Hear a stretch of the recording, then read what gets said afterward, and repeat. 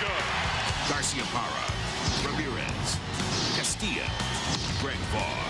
An awesome selection of big league talent battles Japan's best. Catch the action today at 1 on Fox Sports West. Digital presentation of Fox Sports Net.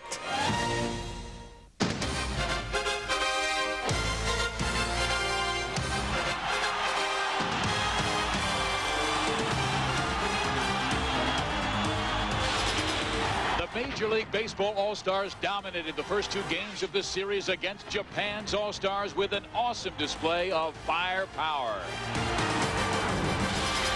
Then Japan's All-Stars won 2 of the next 3 games, thus climbing back in the series and gaining a measure of respect in the world of baseball. Now the series returns to Tokyo with Sammy Sosa and company against Japan's very best. It's Game 6 next. From the Tokyo Dome in Tokyo, Japan, Fox Sports Net is proud to present Game 6 of the 1998 Major League Baseball Japan All-Star Series, as the Major League All-Stars take on the Japan All-Stars. And hi, everybody. I'm Steve Physiak. This is the Psycho Man, Steve Lyons. The Major League Baseball All-Stars won the first 2 games of this classic in Japan, but the Japanese have come back to win 2 of the last 3. If they can win the final 2 games, Japan would just have a remarkable comeback. Well, you know, it's never happened in the history of this series before that the Japanese have won the series, but there's a lot of great players on this team and a lot of guys that, as we have talked about, who can probably come over and have a role in the major leagues over here. But the major leagues have never lost this series, and this team is not the team that wants to be the first one to lose the series. I think they're starting to get used to the way the baseball game has been played over in Japan. They're over the jet lag of that long trip. They're enjoying the culture, and now I think you're going to start to see the best baseball out of this Major League All-Star team. And there's also the pride of Sammy Sosa, who earlier this week turned the age of 30, and Sammy says he wants these final 2 games really badly. Well, 30 years old, he's just starting to come into his prime. 66 home runs this year. He's played very well in this series, has not hit the ball out of the park,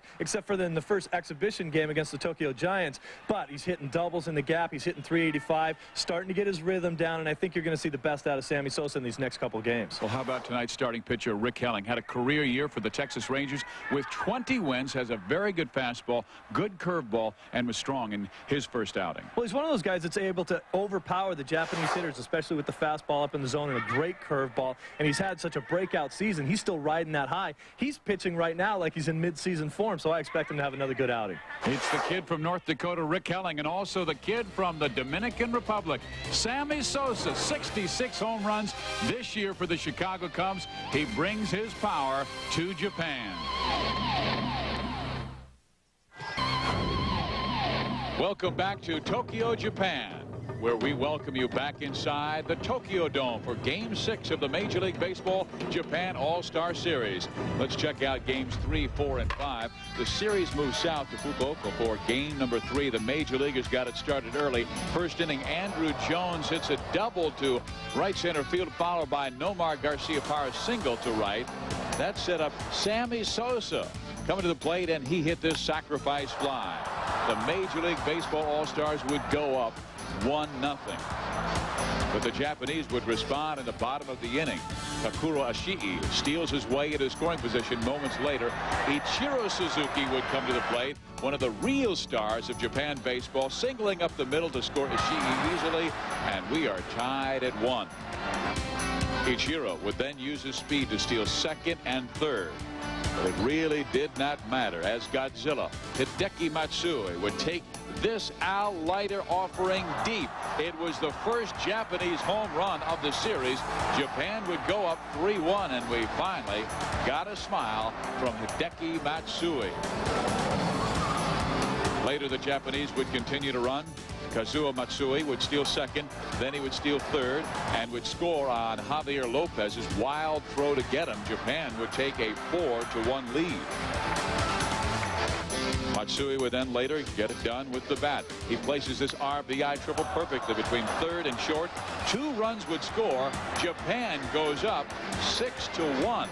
And that was more than enough for the Japan All-Stars, as Satoru Komiyama and Akinori Otsuka would come in to keep the Major League lumber at bay. Japan wins it 6-2 to make the series 2-1. The Major League Baseball All-Stars. We go to game 4, and Sammy Sosa looked to give the Osaka crowd its money's worth. Bert Schilling started for the Major Leaguers and was masterful for 5 innings, giving up 4 hits and striking out 4. The Major Leaguers would lose this on the base pass, though. Following Devon White's steal of third, he would be tagged out on Fernando Vina's ground ball. The game remains scoreless until the top of the 6th inning. The Japanese have the bases loaded on 2 walks and a single, and Ichiro delivers a sacrifice fly to score Omura. Japan goes up 1-0. And that is all they would need.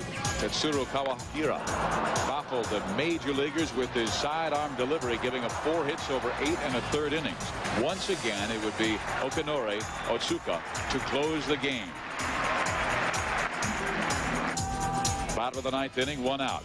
Jason Kendall, Otsuka hits the fly ball to center. Nomar Garciaparra, he tags, comes home with the play, but the throw by Suzuki throws him out, and Japan goes on to win it 1-0. Shigeo Nagashima is pleased.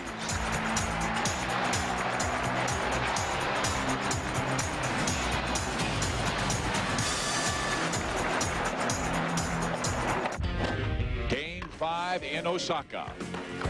Sammy Sosa celebrated his 30th birthday with the people of Osaka and would single in his first at-bat as a 30-year-old off Japanese starter Shigeki Noguchi. In the 3rd inning, Andrew Jones would start the scoring as this sacrifice fly would score Jason Giambi, who doubled earlier in the inning. Major League Baseball All-Stars go up 1-0. Jamie Moyer went 5 innings of scoreless baseball with the help of good defense like this sparkling play by Nomar Garciaparra. And how about that birthday guy, Sammy Sosa, led off the 9th with a double off reliever Kanea Kobayashi. Following a wild pitch, Vinny Castilla would come to the plate, and he would bring Sosa home with this sacrifice fly. The Major League All-Stars go up 2-0. Trevor Hoffman would get the call in the bottom of the 9th inning with 2 on and 1 out, and powerful Hideki Matsui at the plate. Matsui would line out to second base, and Damian Easley would double off Takuro Ishii at second to end the game. The Major League Baseball All-Stars win it 2-0 and now lead the series 3-2. But so many Japanese fans pleased with Sammy Sosa. He turned 30 today. Their spelling's not completely accurate. And the sentiment is right, but they ought to fire the spell checker.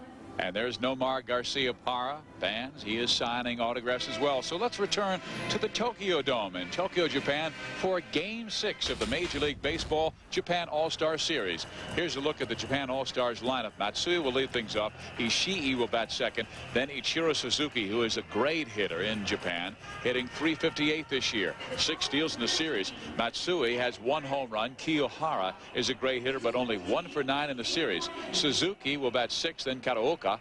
Furuta is the catcher batting 8th, and Takahashi is a great player from the Yomiuri Giants. Rick Helling will pitch for the Major League Baseball All-Stars. Well, the numbers that Helling has there that jump out at you are the 20 wins, 20-7 this year. Breakout season for Rick Helling because he threw strikes. He gave up a lot of hits this year. The offense down in Texas scored him a lot of runs and kept the ball around the plate and kept himself in ball games. And you can hang around games. You can win games in the American League. Rick Helling, a big guy at 6'3", 220. When he started his college career, he was a linebacker at North Dakota and then transferred to baseball, and they thought maybe that was the part of the problem with his mentality of always being aggressive. Matsui hit .311 this year for the Seibu Lions, who were the runners-up in the Japan Championship Series.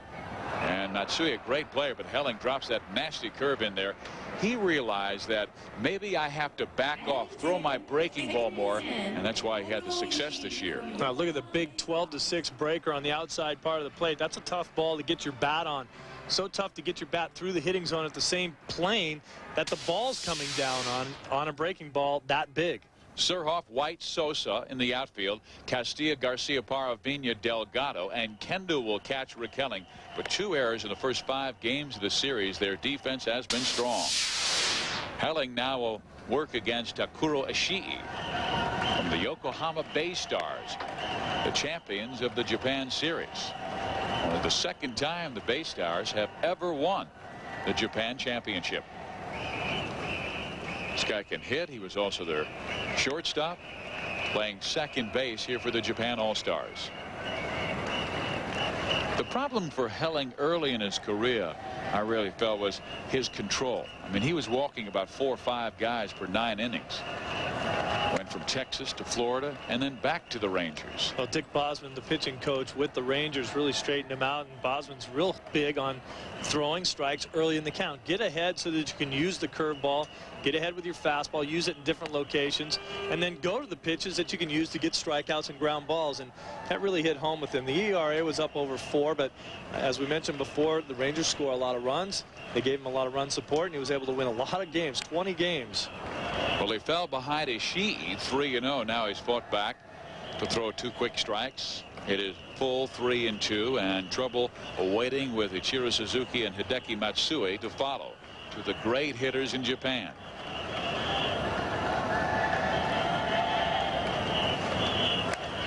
Again fouled off by Takuro Ishii.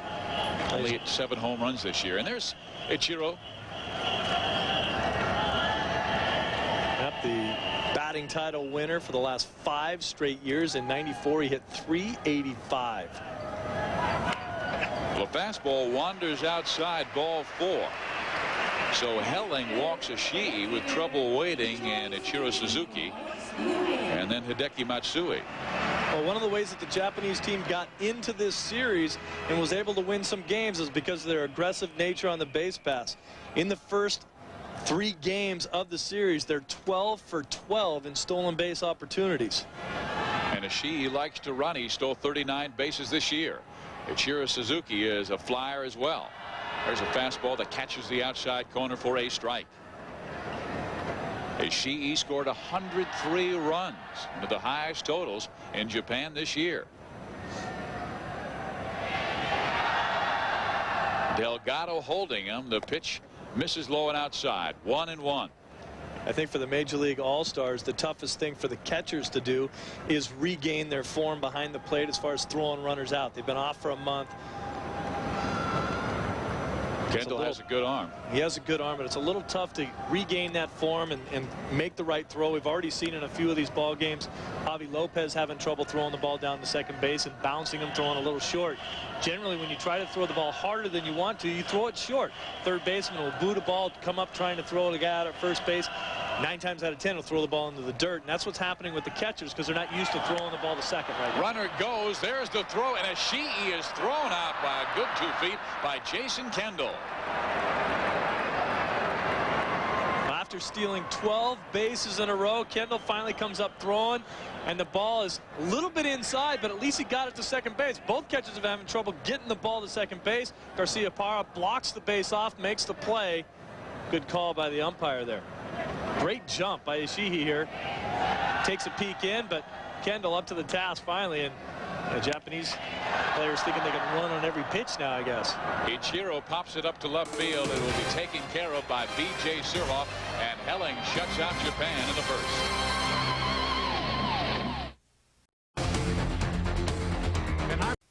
All-Star Series. Here's the Major League lineup. Vina, Garcia Parra, then Carlos Delgado, who has had a strong series. He will play first base. Sammy Sosa is in right field. And Sosa, 6 hits in the series. Manny Ramirez has had a blast. Leads the Major League team with 6 RBIs. Surhoff, Castilla, Kendall, and White.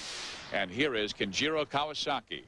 Now, Kawasaki's a guy who had more wins than anybody in the Japanese leagues this year with 17.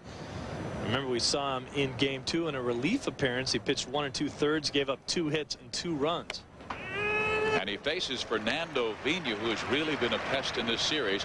Kawasaki, 27 years old, has a very good fastball, but his control is his strength. And only walked 55 guys all season, and another guy that's going to be around the plate, make you keep the ball in play. And Vigna expecting just that, and he just lines one to center field for a base hit. So Vigna's been a real pain in their side as a leadoff hitter. Hey, see, this pitch is just a ball that tails back out over the middle of the plate. He tried to get it inside and he didn't get it there. Vigna's a pretty good at pulling his hands through that zone and keeping the bat head through the hitting zone, and just drove that ball up the middle. Vigna's one of the guys on this Major League Baseball All-Star team that can run. We've seen how aggressive the Japanese All-Stars have been when they get on base. Well, Garcia Parra having a great year this year with the Boston Red Sox at 35 home runs. And from the shortstop position, that is saying a lot. Let's see if Vigna runs. A breaking ball misses outside, 1-0. You talk about the new breed of shortstop that we're seeing in the major leagues, guys that can do it all. They're not all just defensive specialists anymore. Guys like A-Rod and company, a 40-40 player. Barry Larkin hit the ball at the plate. Garcia Parra hit the ball out of the park. All these guys that combine power, speed, and defense. He was the major league leader for shortstops in home runs and RBIs. And I mean, there are a great bunch of young shortstops in the American League. There are two, but then Derek Jeter, Omar Vizquel. And you look at the RBI production between those two guys. Anytime you see a shortstop 120 or more RBIs, well, you better hang on to that guy. Boston had one back in the 1940s by the name of Vern Stevens, who played with Ted Williams. And he hit fourth a lot. There's a fastball that has popped up. Right field side. Drifting over is Takura Ishii, and he will make the catch for the first out. Did you ever see Stevens play? Never saw him play. Oh, I thought maybe that you were old enough to see that happen. I have seen this guy play. Carlos Delgado in game 2. He hit 2 home runs. He did it in 2 different ways, too. You see that ball right out there. He just got out in front of it and hooked it into right field. And this is the same pitch, and he goes the other way. Drills that into the left field seats, and made a fan there in a red sweatshirt awfully happy. He might have reached over the wall and grabbed that, but there you see the 38 home runs that Delgado had during the season. It's a pretty good indication that he can hit the ball out of any park.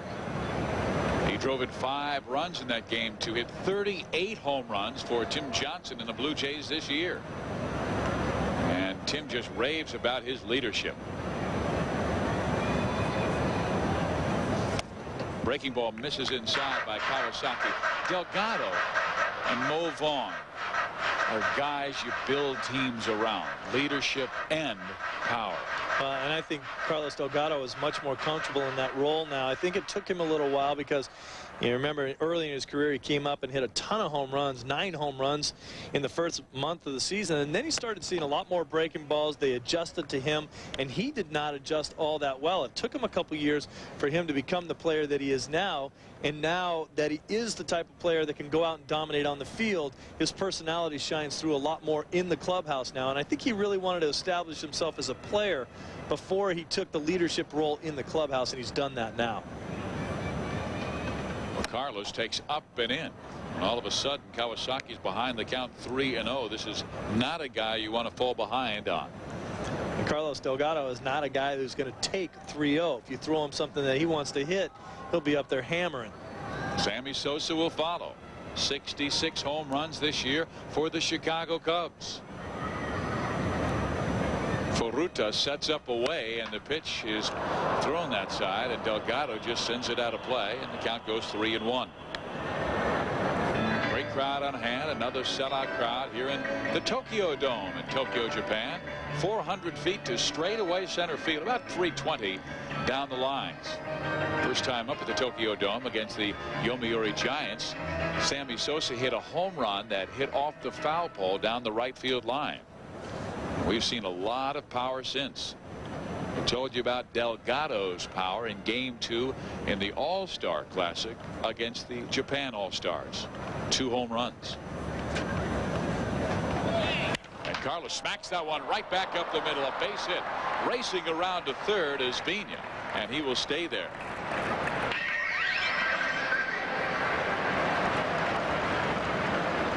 So here comes Sammy. And he has had a wonderful time.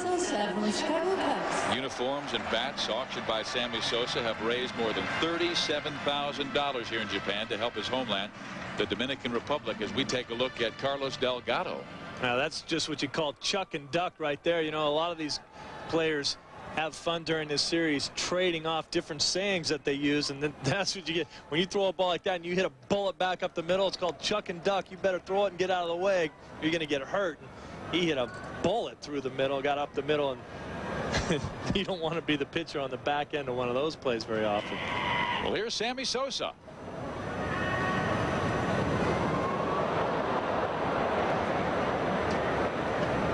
Kawasaki's first pitch misses low and outside. 1 ball, no strikes. Sammy so appreciative of the Japanese fans for helping his homeland, the Dominican Republic, recover from the devastation of Hurricane Georges. Celebrated his 30th birthday earlier this week.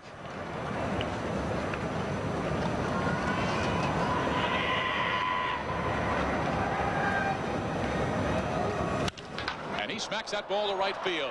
It will score. Fernando Vina from third base, and the Major League Baseball All-Stars take a 1-0 lead. Well, that is the biggest difference in Sammy Sosa as far as his breakout year, is his ability to now go the other way. Let him take that pitch and go the opposite way with an inside-out swing. He's not swinging for a home run every time he goes to the plate.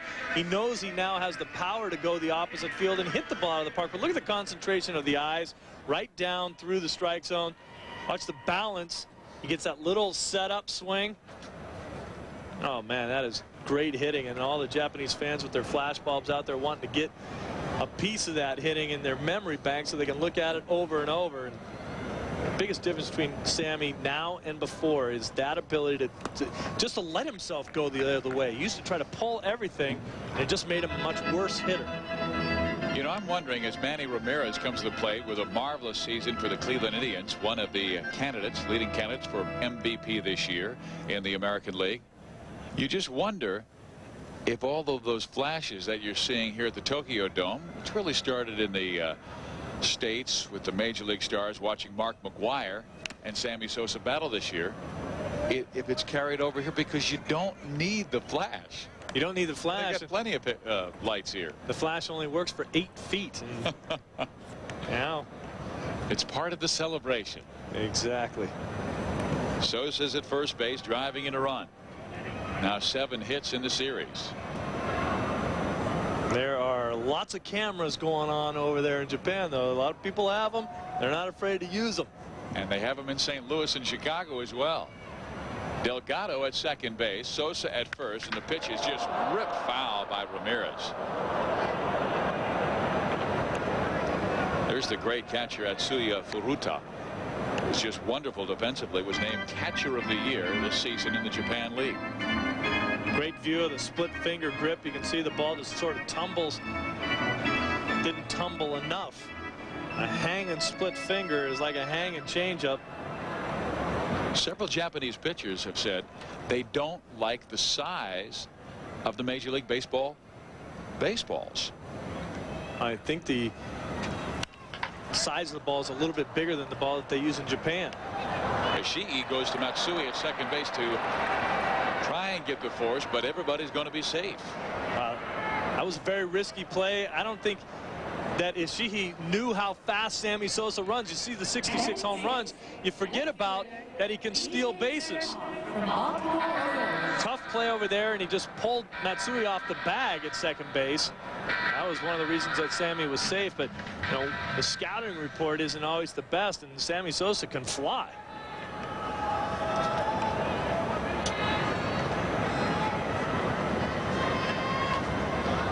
So the bases are loaded, and here is the left fielder B.J. Surhoff. 22 home runs for the Baltimore Orioles this year. A guy who's very difficult to defend. Just 1 out, a chance for the Major League Baseball All-Stars to really break this game open early. And there's a tapper towards second. They've got a chance for 2. There's 1, and the double play. Nicely done. But the The Major League Baseball All-Stars take the lead on Sammy Sosa's hit. Baseball's dream season. Perfection, power, endurance, success. And it ain't over yet. Sammy Sosa leads a dream team overseas for the Major League Baseball All-Stars versus Japan. Oh, that tastes good. Garcia Parra, Ramirez, Castilla, Greg Vaughn. An awesome selection of big league talent battles Japan's best. Catch the action Wednesday at 7 on Fox Sports West. Checkers flag. You are looking at the famous Tokyo Tower that is very close to the Tokyo Dome, and Sammy Sosa, he has faced the Major League Baseball All-Stars out to a 1-0 lead by blasting a base hit to right field that scored Fernando Pena. Now we get to look at the power hitter of the Japan Stars. That is Hideki Matsui, a man they affectionately call Godzilla. Oh, yeah, he's got the only home run in this series for the Japanese All-Stars, and hit 34 of them during the season, so you'd expect him to get a hold of one now and then. He led the Central League in both home runs and RBIs, led the league in walks with 104. And he is a real power hitter. Rick Helling again tries to drop that curveball in there. Evens the count, 1 ball and 1 strike.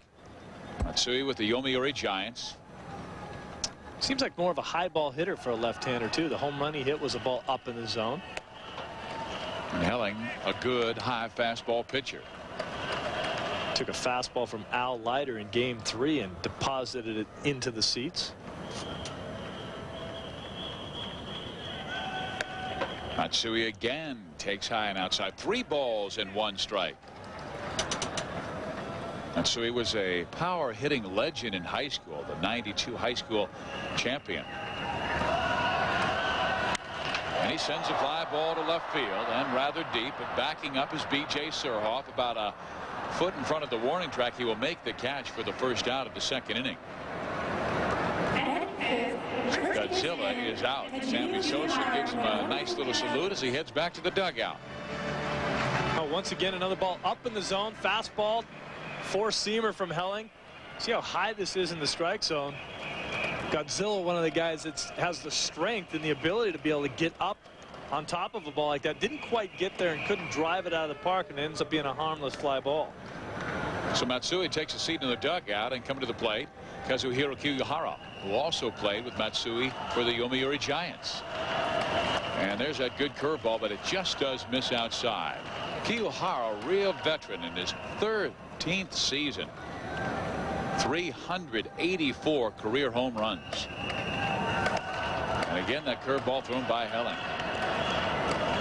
He had 33 home runs on the season. Check out the grip of the breaking ball. You can see the spin. Great break on that breaking ball, and as you talked about before, his ability to control that breaking ball along with the fastball that he throws up in the strike zone made him a much better pitcher than he had been in the past. Line drive 3rd and 2 out.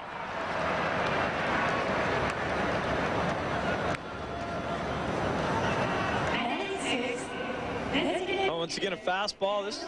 I'm sorry, that's a breaking ball that just gets out in front of, and Vinny Castilla waiting for it. Now when you're playing third base, sometimes those are the nicest balls you can have hit at you. A nice hard firm line drive. You don't have to move too much. You don't have to worry about a bad hop. You stick out your glove and the guy's out. And now Takanaro Suzuki. You don't have time to make a mistake. Not at all. But how about this kid from the Yokohama Bay Stars? Great year, led his league in hitting. Now Ichiro Suzuki led the entire Japanese leagues in hitting at 358. But this guy has good power as well, and had so many clutch RBIs for the champion Bay Stars. They beat the Cebu Lions in the championship game 2-1. Now you talk about Ichiro winning the Pacific League batting title, and this Suzuki won the Central League batting title both in '97 and '98.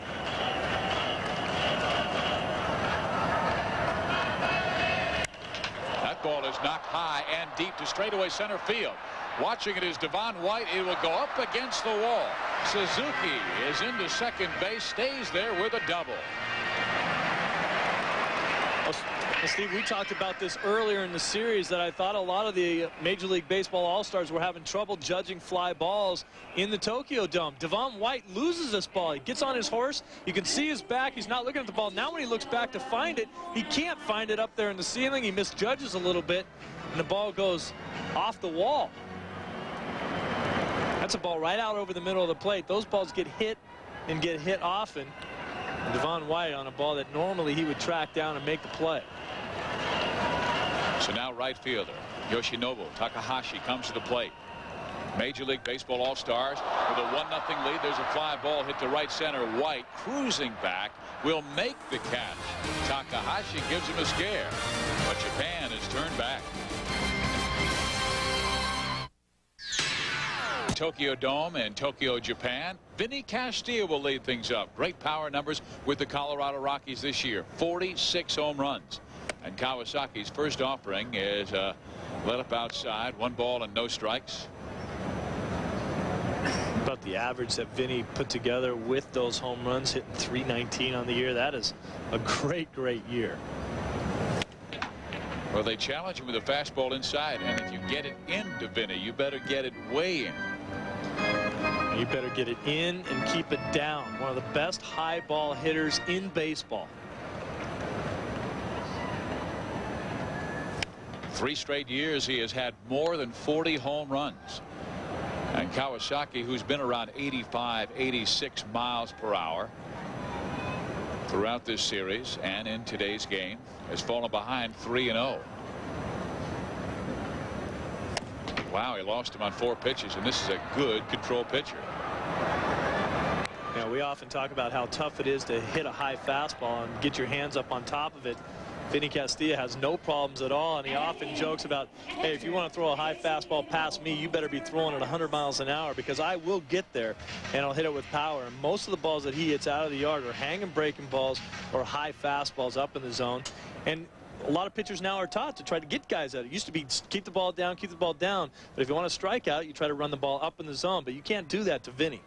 Well, here's Jason Kendall, a guy they like to work with. See if they send the runner. And Kawasaki ready. His pitch, they do, and there's a hit and run, beautifully designed. The second baseman Ishii will cover, but he has no chance. And it is a base hit for Jason Kendall on the hit and run. One thing Ishii did was keep that base runner Castilla at second base. That's a great piece of hitting. That ball's about a foot outside on the hit and run. Pitcher forgets to cover here. Nice range by Ishii. He has the throw over to first base with the pitcher covering. It might have been a better idea to stick that one in your back pocket, but greatly executed play by the Major League Baseball All-Stars. And there you see Vinny at second base. And now Kawasaki must deal with Devon White. You see him wearing the Diamondbacks jersey, but he was signed by LA as a free agent just last week, and he has been on some world championship teams. It's hard to walk around with that many championship rings on your fingers. 2 with Toronto, 1 with the Marlins. Kawasaki brings it. White shows bunt and takes low ball 1. One of the reasons the Dodgers signed him is to bring that playoff and World Series experience to a ball club that hasn't experienced it for a while. A bunch of guys on that team need a little bit more leadership, both with what you do on the field and how you approach the game, and that's what Devon White can bring you.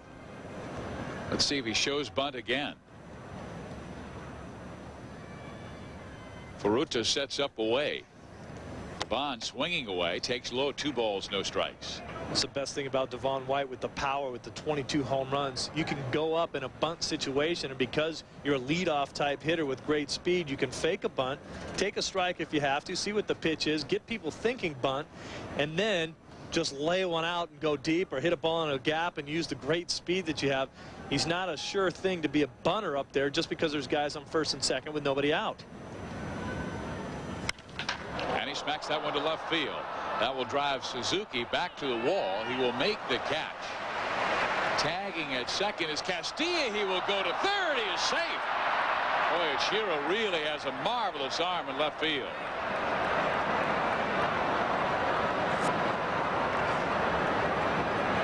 Nice throw by Ichiro, but I think he got caught sleeping there a little bit. Vinny Castilla, I think, acted like he wasn't going to go. Watch Ichiro after he catches the ball. Little hesitation. Now he comes up throwing to third base. Great throw right on the money.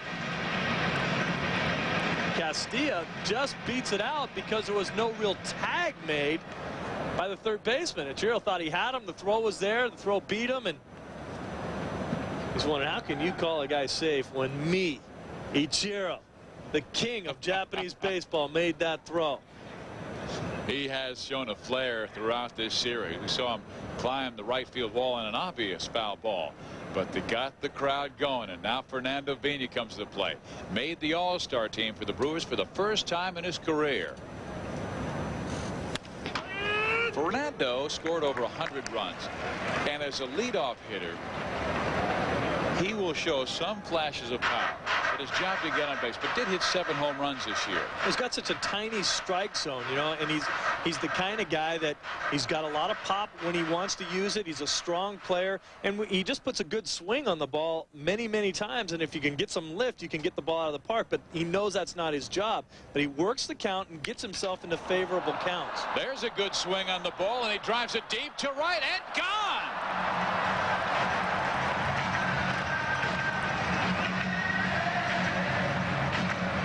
Three-run home run by Fernando Vina has given the Major League Baseball All-Stars a 4-0 lead. Well, the Japanese All-Stars are continuing to try to throw the ball inside to Vina. In his last at-bat, we saw him inside out the ball up the middle for a base hit. And on this play, it really just speeds up his bat. We talk about that a lot in this series, how a pitch on the inside part of the plate can really get you to pull your hands in. Watch him pull his hands in through the zone, speed up the bat head, and just yank this ball out of the park to right field.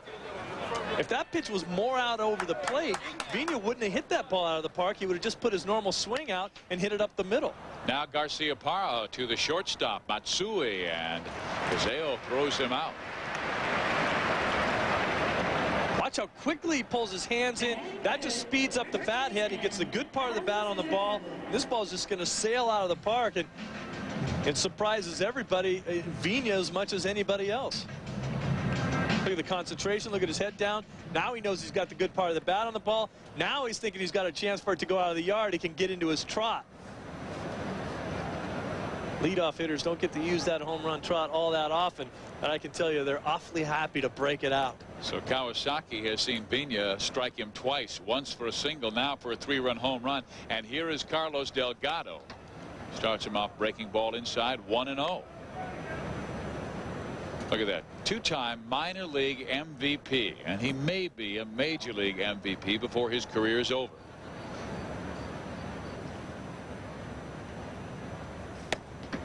Again, that curveball, and he keeps on coming inside with the breaking ball. Came inside to Vina, and Vina smacked it out.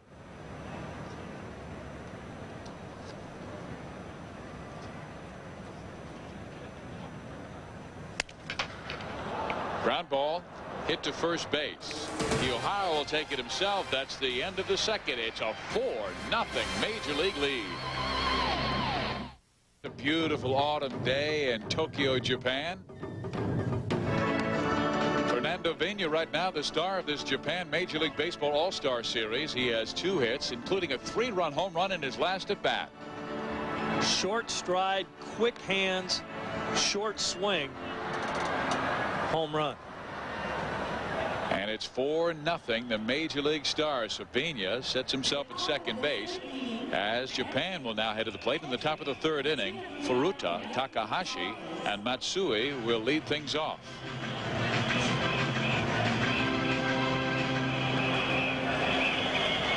And here is Furuta, 9 home runs this year, but he's so strong defensively that twice in his career, he's the only catcher in Japan baseball history to win an MVP award twice. He did it in '93. He did it again in '97.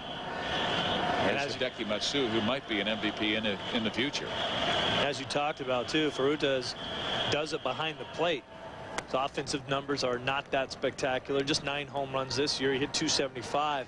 But his ability behind the plate, we've seen him throw the ball very well, handles the pitching staff very well. There's the 2 big stars of the Japanese all-star team, Ichiro and Godzilla. I think both those guys could play in the major leagues.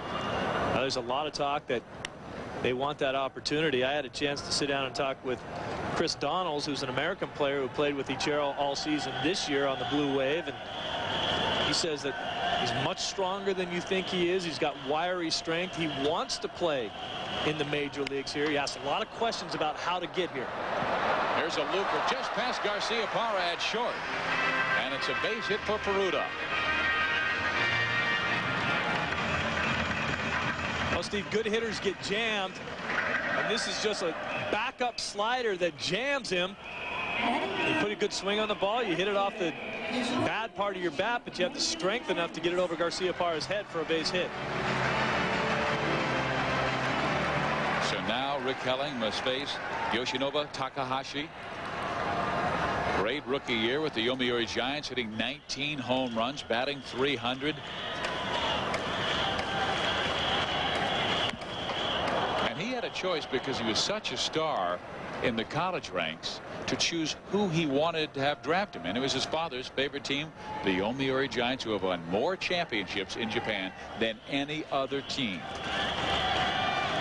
Now, they used to say that 6 out of 10 fans in Japan were Giant fans. It's starting to change a little bit, just because of the fact that you don't always want to see the same team win, and you know how that goes. Some people love the Yankees, some people hate them, some people love Notre Dame football, others hate them just because they always win. So starting to have that same effect in Japanese baseball, that they're looking at some of the other clubs, and there's a lot more of devotion to some of the other teams there, and the Giants aren't winning quite as much as they used to. And Takahashi's father is still a Yomiuri Giants fan, and even more so now that his son plays for them. There's that pitch by Rick Helling. There's a circle changeup by Helling. You can see the downward action. Gets the hitter out in front on his front foot. Nothing left to swing with.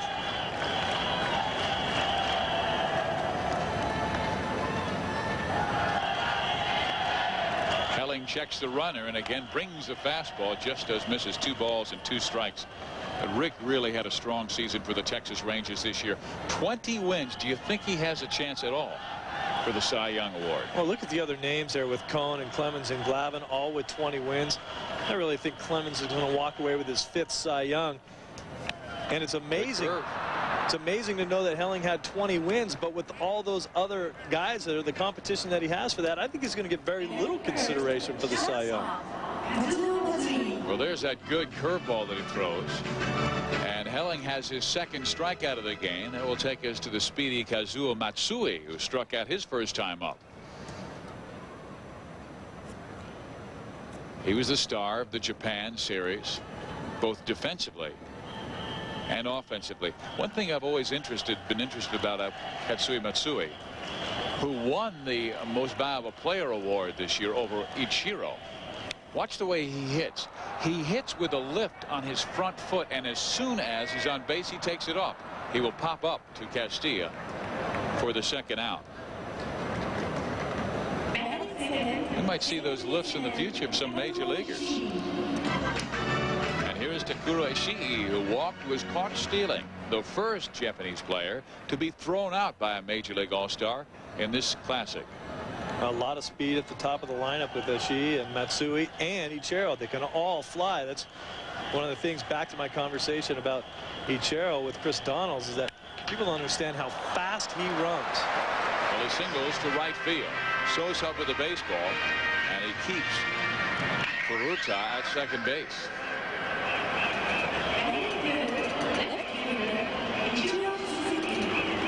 That's a ball tailing away from him, but he reaches out and hooks it into right field. Not really how you teach a youngster to try to hit the ball. Ball's away from you, hit the ball away, but we've seen a few guys being able to get away with that. A lot of times you hit a weak ground ball to the 2nd baseman too. Now Ichiro at the plate. Ichiro Suzuki, one of the great stars. He plays for the Oryx Blue Wave, just 25 years of age. He won the Pacific League batting title each of the last 5 years, has the all-time highest average in Japanese history, hitting .385 in 1994 when he was named Most Valuable Player, one of 3 awards he has won.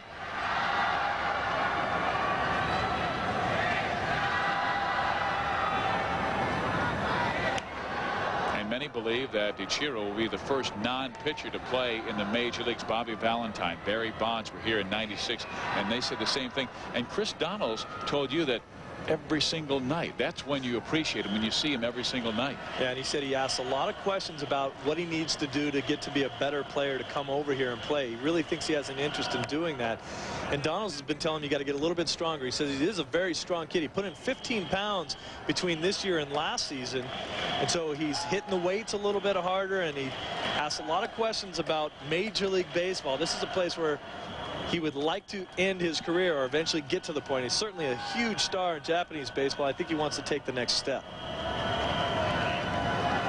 Helling brings it, and Suzuki fouls it off. I think he could be a good leadoff hitter in the major leagues because he can fly. And there's Curt Schilling, struck him out, and part of the series earlier this week. That's what Chris Donald says is he, initially in his career, if he got a chance to play in the major leagues, he'd be a #1 or #2 hitter. But he even thinks he could get into the middle of the lineup. He says he has surprising power, a lot stronger than you think he is. It's 17 home runs this year, drove in 71. He says by far his biggest attribute is his defensive ability and his running ability. He said he hits the ball to the left side of the infield, and you can tell by the huge average, 385 he hit one year. He's always over 350. Hits the ball to the left side of the field, and the infielders, the third baseman and shortstop, they're afraid. They get very jumpy because they know how fast he runs. They know how much more quickly they have to make the play.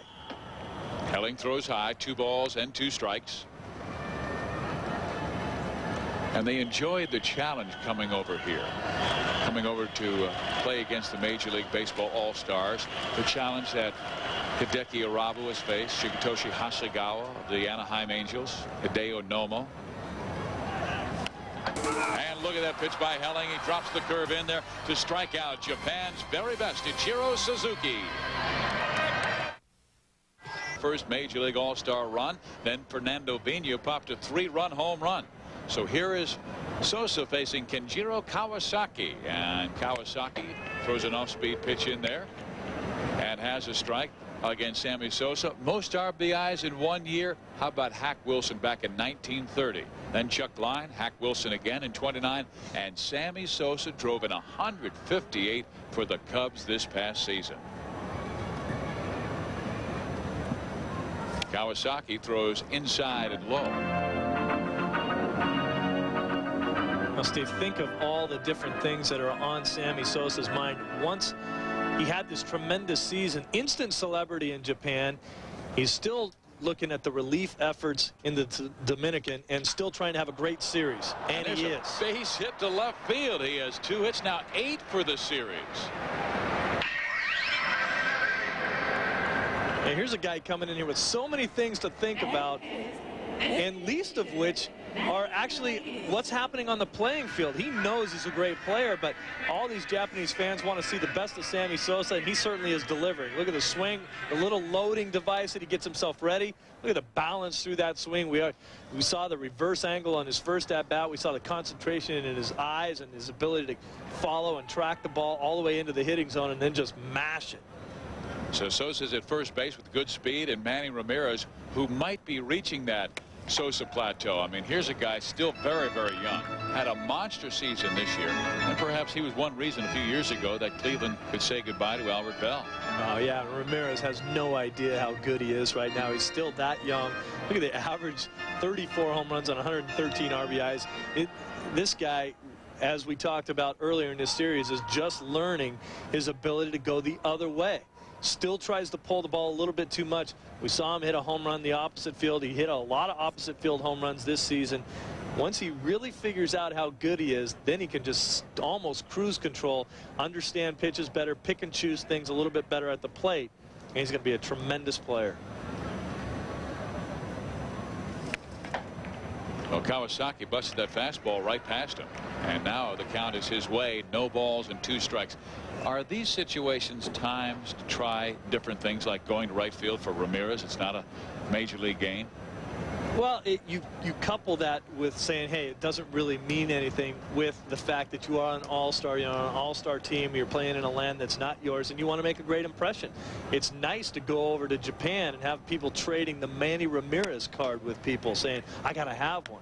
It's nice to make that kind of an impression. Certainly Sammy Sosa has come over and done that, and I think Manny Ramirez is kind of in the shadow of a lot of guys on this team, but he certainly shouldn't be. He, in my opinion, has an excellent chance of being an MVP someday. He had 45 home runs, 145 RBIs this year. Certainly are MVP type numbers. And that ball is smacked towards third. Here's trouble. There's one. They go to first, and a double play. Boy, Ishii gets rid of it quickly at second base. As he did normally a shortstop during the season. But you have Matsui, the MVP of the league, playing short in this series. And we have seen some great defense in this series by both clubs all series long. Very few errors, everybody making the plays, and that's generally why you become an all-star. They have not erred in this series. B.J. Surhoff comes up. You see how the power numbers have improved, particularly coming from Milwaukee to Baltimore. Yeah, they've got the short porch in right field, but he's a flat good hitter. He's always been a good hitter, and I know we've brought this up many times before, but when you talk about good hitters, it is their ability to use the entire park. That was one of the things that Surhoff did much better once he got to the Orioles, is he used the entire park. Career highs in the power numbers. First overall pick in 1985 out of the University of North Carolina, where he was a catcher for the Tar Heels. Actually started his career at UNC as a shortstop. But they got a kid from New York City by the name of Walt Weiss, and BJ said, I'll catch. Good move. 1 ball, 2 strikes. Got cooled. Swallow star Kenjiro Kawasaki.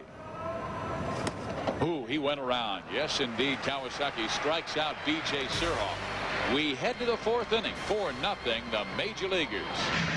They come. It is an absolutely gorgeous day in Tokyo, Japan. All the sights and sounds of the city, and they love their American baseball. Those fans not disappointed because the Major League Baseball All-Stars have a 4-0 lead as we start the 4th inning, and here is Godzilla Hideki Matsui. Matsui takes a fastball from Helling for a strike. 1998 became the first Giant Central League home run champ since Sadaharu Oh back in the 70s. And I think it was for 9 straight years, either Sadaharu Oh or Shigeo Nagashima, who is the manager of the Japan All-Stars. They won the MVP every single year. Certainly 2 of the best that Japanese baseball has ever seen. Matsui fouls it off. 1 ball, 2 strikes. And we're talking about Matsui's high school heroics as he sees this pitch by Rick Helling and fouls it into the glove. Just a hanging change up there. Once again up in the zone. Matsui levels the ball up in the strike zone and hit the only home run of this series for the Japanese All-Stars. He was such a legend in the high school leagues and so highly respected by opponents that in the championship game they intentionally walked him every single time he came to the plate. And here is Matsui. Hideki sends a ground ball, second base. Vina right there throws him out.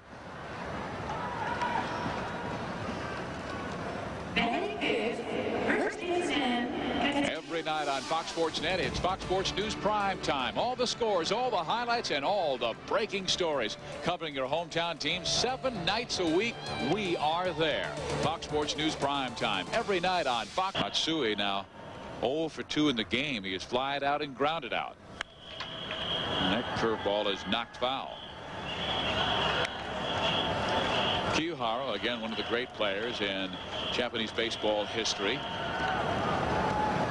1,090 career RBIs. There's a guy with 384 career home runs. If he played in the 162 game schedule, he'd average 107 a year. Of course, the Japanese teams play only 135 games during the season. So you have to look at some of the numbers that these guys have put up and kind of project if they had the extra number of games, what kind of numbers that they would produce. And they see each other a lot. They have 2 6-team leagues, and they only play within their league. So you play each other 27 times during a year. You get to know each other a little bit, as opposed to 12 or 14 times here for the major league teams. And the tough part about that is if you're playing really well as a hitter, you face another team that many times, they start to figure you out after a while. They make you make more adjustments. And if you're not going well when you see them, they just continue to bury you. Kiyahara ready. Goes after that fastball and knocks it foul. You say 135 games, and here's a guy with 384 home runs, and then you're just absolutely amazed when you look down and find out that Sadahara hit 868 home runs in his Hall of Fame career. The 3-2 by Helling challenged him with a fastball, and again it is fouled off by Kiyahara. Kiyahara looks like he's a high ball hitter. Yeah, and Helling's been up there in the higher part of the strike zone, likes to pitch up there, and been able to get away with it.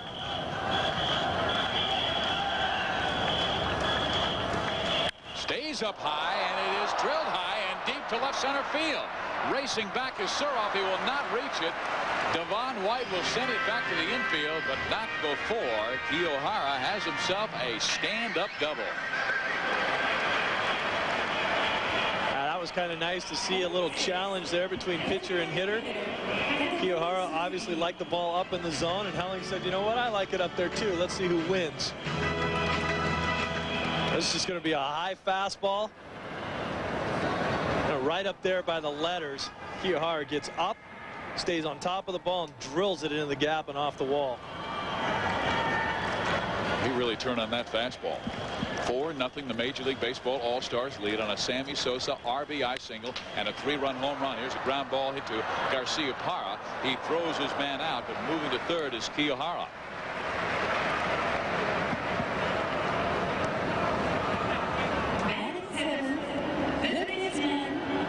Garcia Parra with the tremendous offensive numbers that he puts up. Some people tend to forget that he plays one of the most demanding positions on the field at short and handles it very well. That play had to throw it off the other foot. Threw it straight as an arrow right at the target. Now Atsushi Karaoka with a career high in the power departments this year.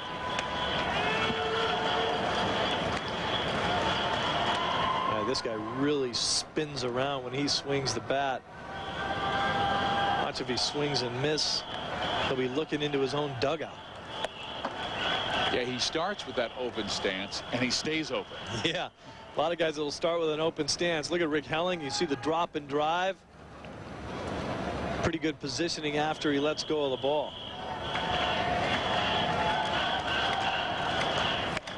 Fastball stays away.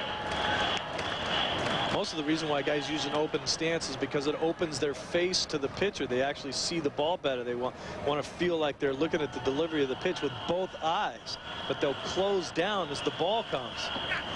Isn't that what Don Baylor did with Andres Galarraga with St. Louis? Opened his stance because he found out his dominant eye was the one that was not open to the pitch. Yeah, and it sounds funny, but you can get yourself into a habit where you're just kind of looking out of the corner of your eye at your pitcher. You got to turn your head and face the pitcher if you want to see the ball squarely. Helling with the count full 3-2.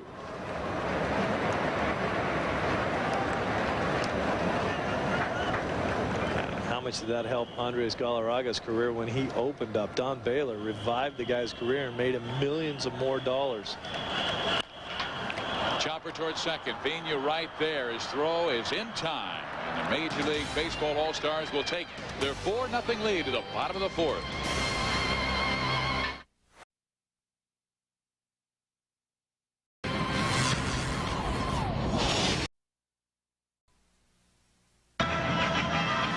Major League Baseball All-Stars with a 4-0 lead. Vinny Castilla will lead things off. Will be followed by Jason Kendall and then Devon White. Kenjiro Kawasaki won 17 games this year. Has struggled, particularly with Fernando Vina. That ball is dropped to right field. A base hit on the first pitch by Vinny Castilla. Castilla shaking his hands a little bit. That ball right off the end of the bat. Feels like you stuck your hand into a bee's nest when you get one right out there off the, almost pool cueing it out there. But once again, same old story. It looks like a line drive in the paper tomorrow, and that's just a little blooper to right field, but he'll take it. So with Castilla at first, here's Jason Kendall. They hit and run with him on the first pitch last time he was up. Power has increased, 12 home runs, 75 RBIs this year.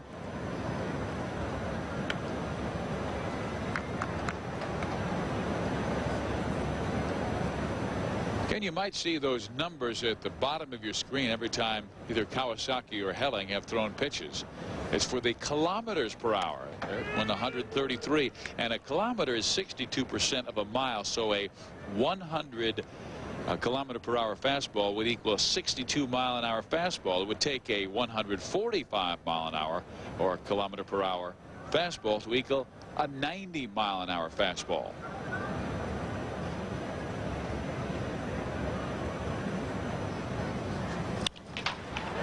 And that's hit in the air into center field.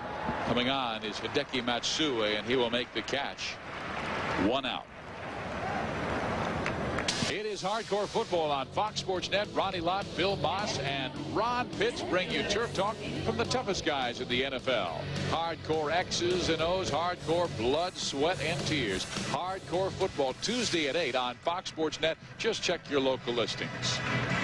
Here's Devon White wearing the Diamondbacks jersey, but a member of the Los Angeles Dodgers as he signed as a free agent just last week. He's won 7 Gold Gloves. You talk about guys who have won more. You have to start with Ken Griffey Jr., who's still in his 20s, and he has won 9. Barry Bonds has won 8. And then there's White with 7. Pretty darn good outfield if you threw those 3 guys together.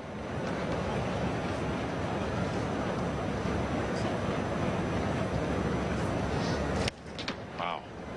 He got that fastball down and in on Devon White. That's a great location for this pitch, just in off the plate, down in the zone, and Devon White couldn't quite reach it.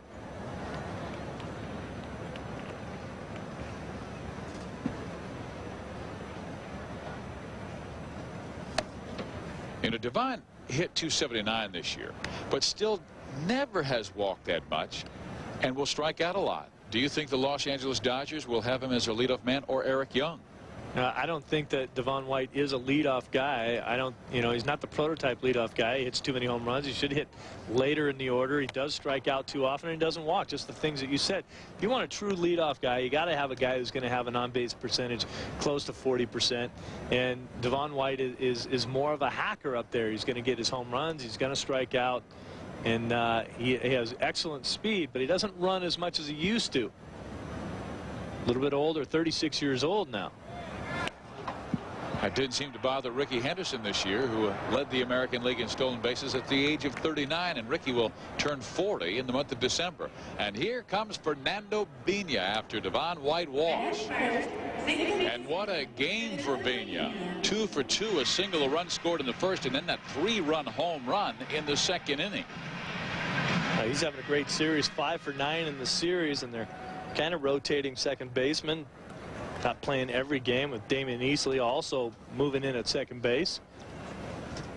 He has White at first, Vinny Castilla second base.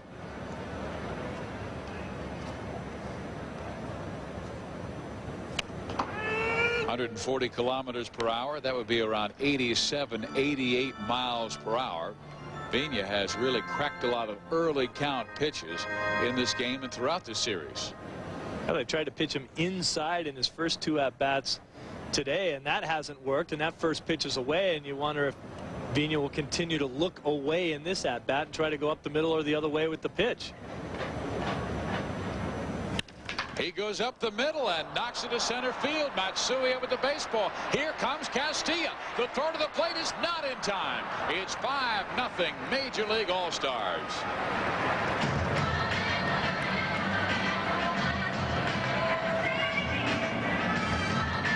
Fernando Fernando's wishing that it was this easy every time. He just picks out a pitch, hits it up the middle, doing everything right. Nice play by Suzuki here, charging the ball, coming up, throwing, making a good strong throw to the plate, just up the line a little bit. That's a nice defensive play, as well as a nice 3-for-3 day that Fernando Vina's having. So Fernando has been the star of the game. The pitching star has been Rick Helling of the Texas Rangers. Kenjiro Kawasaki won 17 games this year, has been really knocked around. And here comes Garciaparra.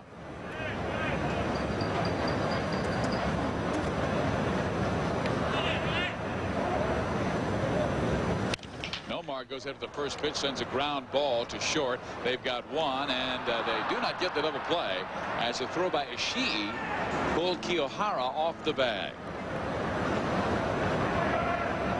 Well, this is a strange turn at second base. Here you see Garciaparra just hitting the top half of the ball, bouncing it up the middle. Matsui to Ishii. Ishii gets tangled up here a little bit. He's not quite where he wants to be. Look at him running away from the play. That pulls the throw way off the bag inside. Kiyohara could not stay on the base. Steve, you have had to play all positions in the major leagues.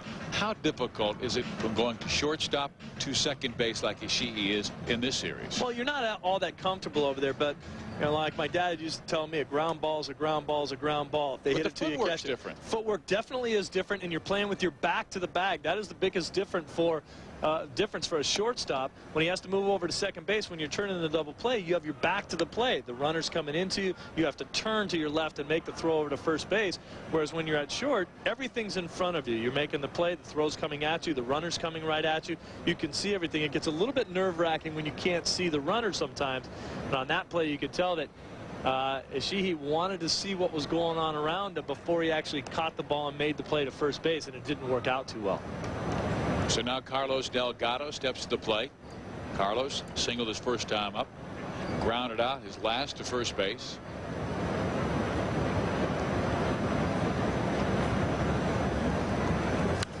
Kawasaki has very good control. He has, though, walked 2 in this game.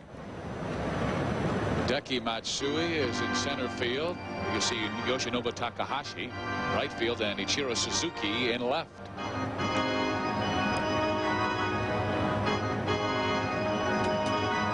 Ichiro has played both flanks in this series, but I think he's got the speed to play center field. Also has a great arm.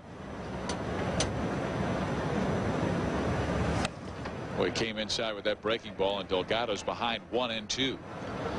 I think in this series, he was just the easier guy to move.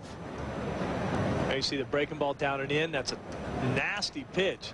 It's not the kind of pitch you want to leave out over the middle of the plate, because if it doesn't break or you don't hit your spot, that pitch gets hammered, especially to left-handers who like the ball down and in. If you get in that location, it's a great pitch.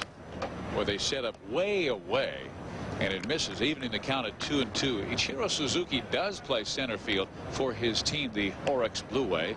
And Furuta, let's see how he tries to set up Delgado to get the strikeout. You'd think he'd go off speed, come into this guy with fastballs, and you're hurting yourself. Furuta sets up low and away. Delgado does not chase. It's full, 3-2.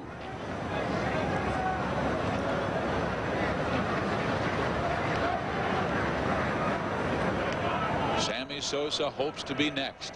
A run already in as the Major League Baseball All-Stars lead at 5-0.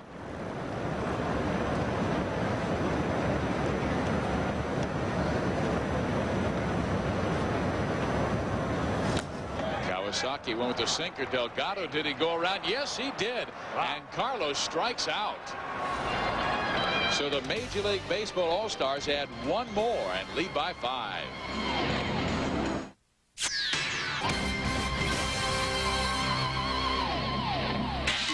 Welcome back to the Tokyo Dome. I'm Steve Physiak along with Steve Lyons. You're watching the 1998 Major League Baseball Japan All-Star Series on Fox Sports Net.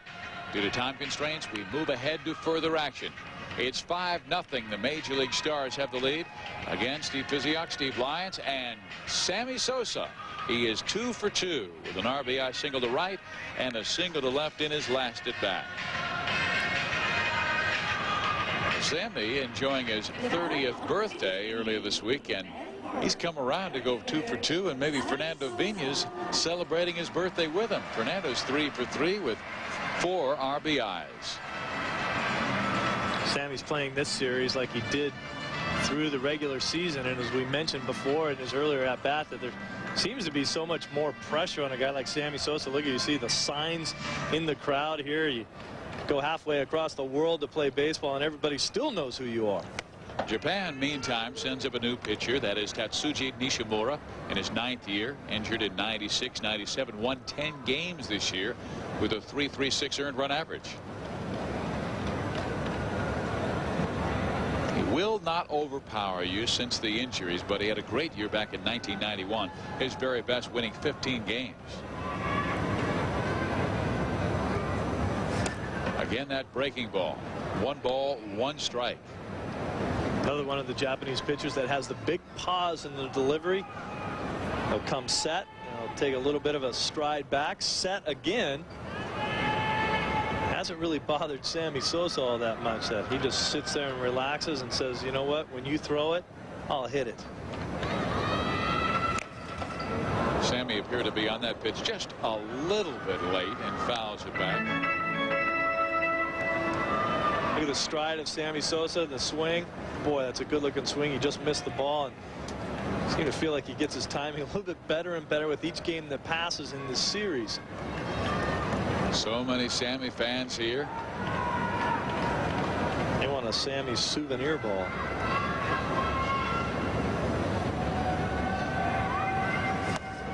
Just off the corner. Now you can tell how locked in Sammy Sosa is on a pitch like that. Nasty forkball. Everybody loves Sammy. Sammy just spits on it like he knew it was coming. That's a hard pitch to lay off. It starts about mid-thigh. You think you can hit it. Then it just dives down into the dirt. And Sammy just didn't even think about swinging at that pitch. Nishimura with the 2-2 pitch. And Sosa grounds it up the middle past Matsui at short. And Sammy Sosa is 3 for 3 in this ball game.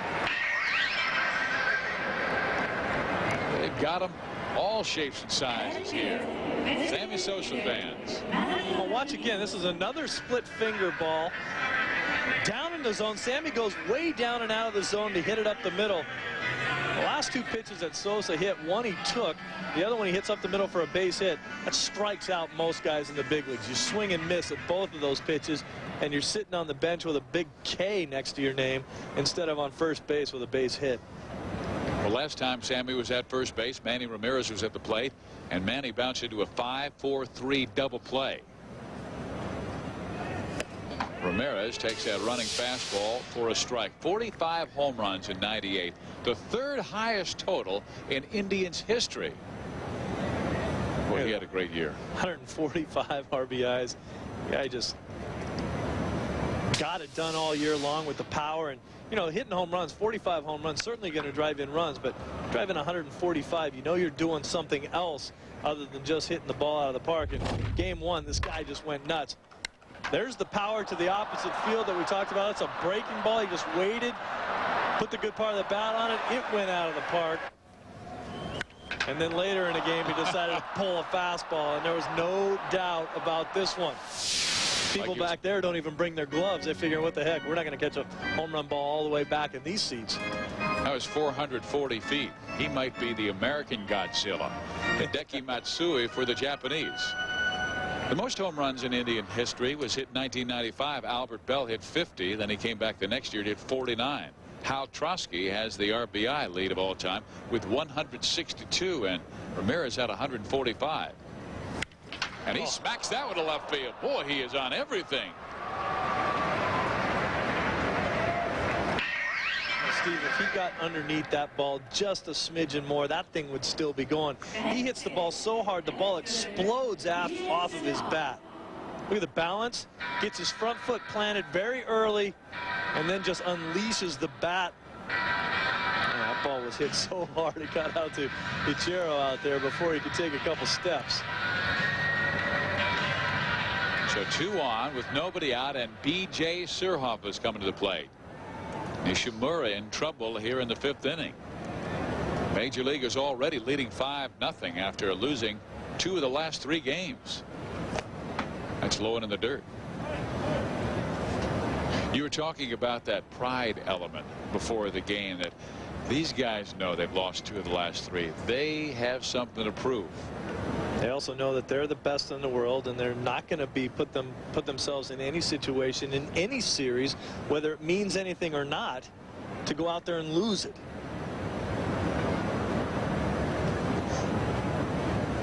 Nishimura brings it.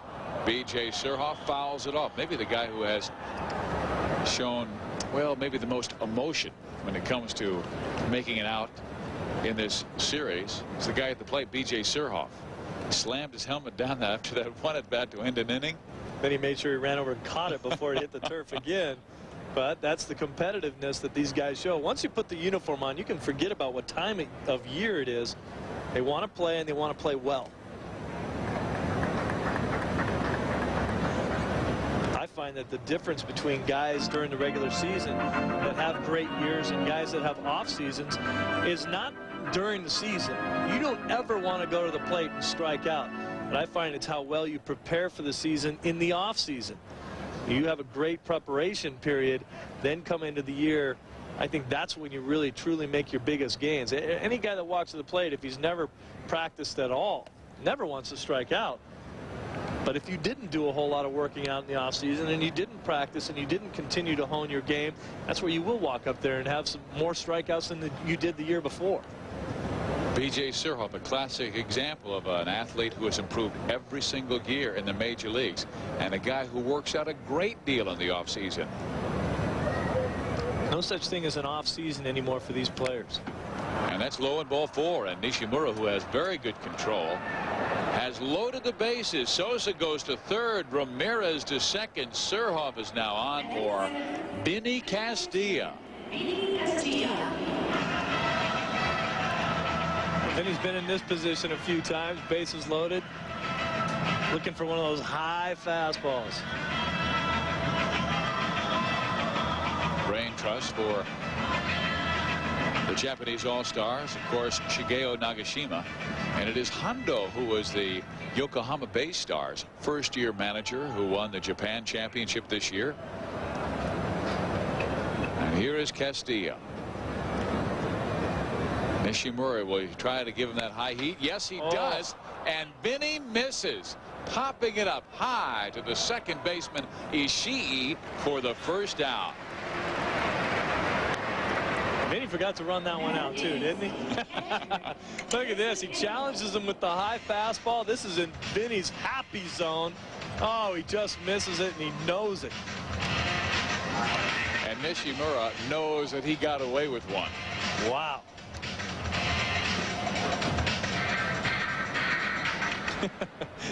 Vinny was so upset that he didn't hit that ball, he didn't even leave home plate. Here's Jason Kendall. Kendall has reached out an infield hit on a hit-and-run single in the second inning and scored in front of the home run hit by Fernando Vina. Fly to center his last at bat. Fastball in there, strike 1. Well, the major leaguers would love to get a run here. They have the bases loaded with nobody out. Castilla just popped up.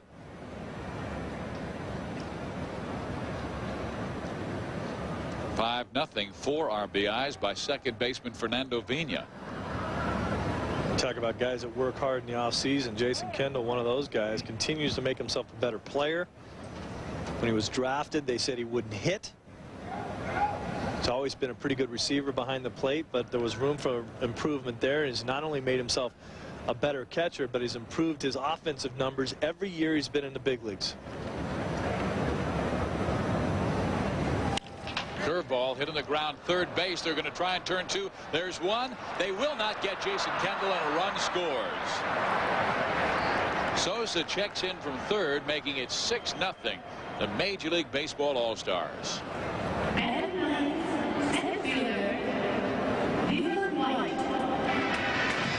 Now this play was made in 2 areas. Number 1, Kendall, watch him when he swings, how quickly he gets out of the box and down the line. Already running. Now, the play at second base, we talked about competitiveness. Look at B.J. Surhoff coming in there, taking out the second baseman, making it much more difficult to turn a double play, and you score an extra run. Forget about that it's 6-0. That could be a key run in the series. You never know at what point this game might turn around. These guys are still playing very hard. Now the Diamondback turned Dodger, Devon White. 137 kilometers per hour. That's about 86 miles an hour. Not only do you extend the inning or get that extra run, the 6th run, but you extend the inning for another hitter. Who knows, Devon White might come up, pop a ball into the gap. You pick up 2 more runs in the inning. Ichiro in left field. He with the great arm, although he was the center field for the Oryx Blue Wave. Hideki Matsui in center. Takahashi is in right. And again, White went after that changeup. 1-2.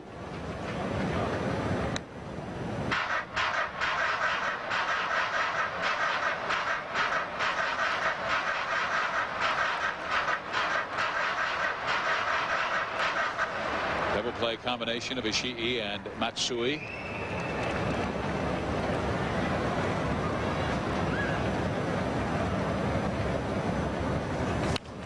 White tried to check his swing and just rolls it to the first baseman, Kiyohara, for the final out.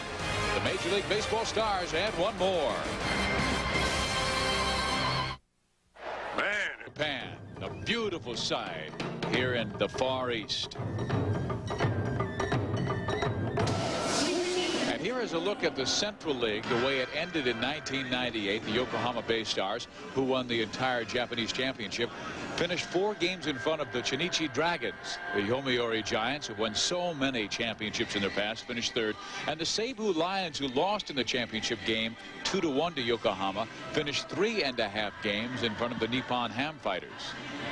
There is Ichiro Suzuki's Oryx Blue Wave at 66 and 66. And Billy Wagner will take over for Rick Helling. Helling throwing 5 shutout innings. Wagner threw 58 games this year for the Houston Astros and saved 30. He has that overpowering fastball, and you see only 141 kilometers, though. He's usually up about 160 kilometers. And Billy Wagner can really bring it when he's in mid-season form. Ground ball, second base. Fernando Pino will throw out the leadoff man to start this 6th inning. And Takuro Ishii. And here's the great Ichiro Suzuki. Well, it makes Billy Wagner so tough on the hitters is the fact that he throws very hard, and he's got that sidearm delivery. He throws kind of 3/4. Makes it tough on the lefties like Ichiro. Oh, it does, and you saw Ichiro's numbers through the years. 5 straight batting titles. There's number 51.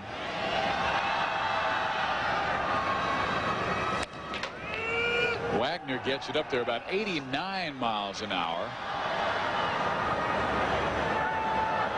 Now, Billy Wagner's not used to being in a game in the top of the 6th inning either, but when you have other starters or other closers on this ball club like Mike Jackson and Urbina and Hoffman, sometimes you find yourself as a premier closer with 30 saves pitching in the 6th.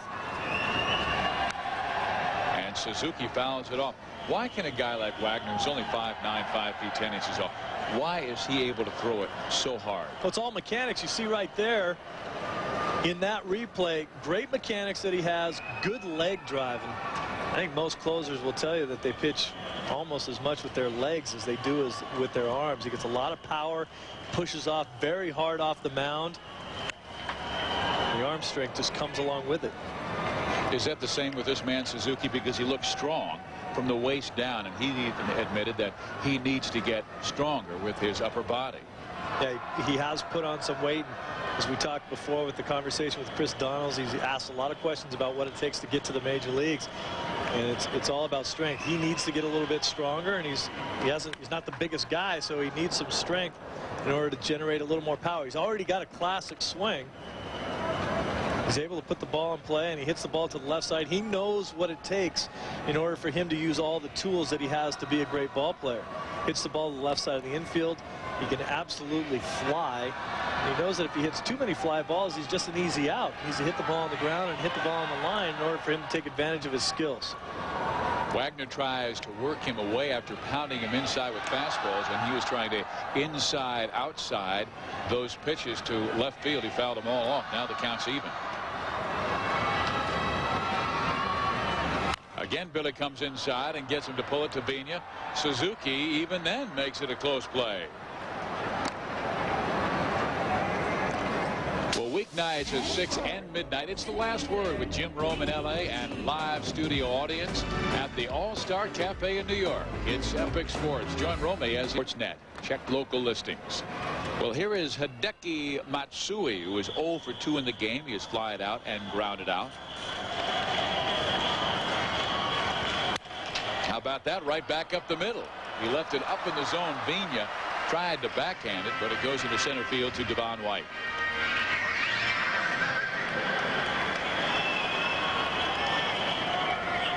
Well, Godzilla, not wanting to get too deep into the count, goes after the first offering, a fastball, a little bit of a cutter from Wagner, and just hits it right up the middle.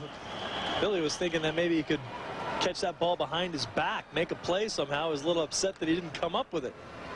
Look at the concentration and the eyes down on the baseball. Can't hit if you don't see the ball, and all great hitters have good vision of the pitch when it's coming through the hitting zone. Now Kazuhiro Kiyohara was lined out and doubled over the head of a fleet-footed outfielder, Devon White. So Kiyohara has hit the ball hard twice. And now has Matsui at first base with the Japan All-Stars down 6-0 in the 6th inning.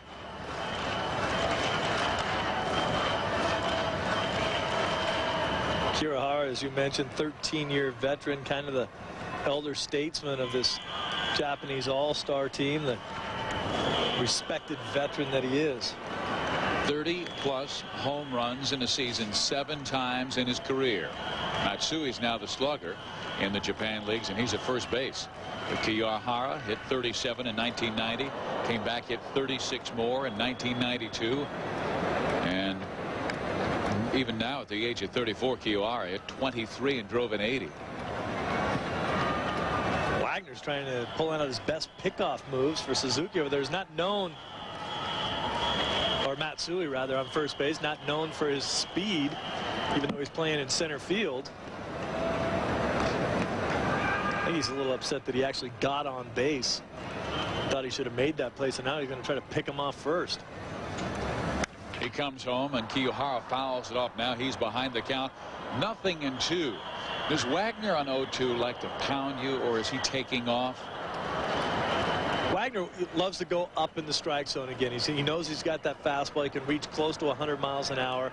And he has other weapons, too. He's got the good breaking ball, especially to the lefties that like to go away. But he knows that he can throw it by you upstairs, and so he likes to stay up there. And this is probably the first time that Kiyohara has ever faced him. And there it is, the high fastball. He just blows it right past him at 94 miles an hour. Sammy Sosa has helped contribute to the Major League Baseball All-Star 6-0 lead over the Japan All-Stars. He had an RBI single to start the scoring, and Fernando Vina then has taken over. He has 4 of the runs driven in, including this 3-run home run.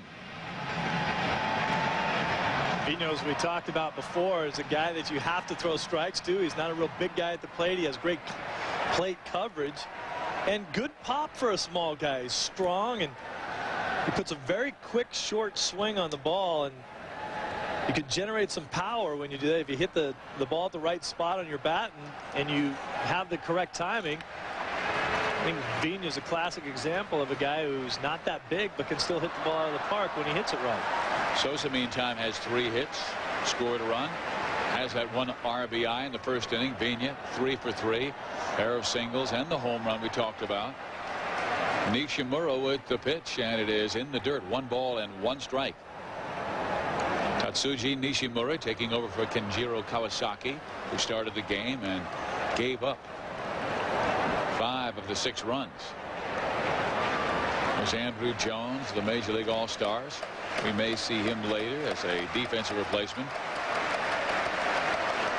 A totally different casual atmosphere with the Major League All-Stars. A lot of the guys sitting outside the dugout on the turf, and you don't see much of that going on over at the Japanese side. Nobody's sitting outside the dugout on the turf eating seeds and hanging out. We only saw the one smile from Hideki Matsui right there when he hit the only home run by the Japan All-Stars earlier this week. And there's a base hit again. Vigna's 4 for 4.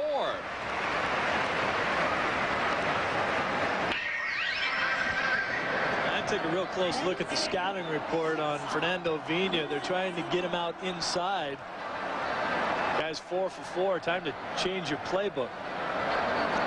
You got to go back to the bench and say, hey guys, you know, he hits that pitch pretty good. Let's go to something else.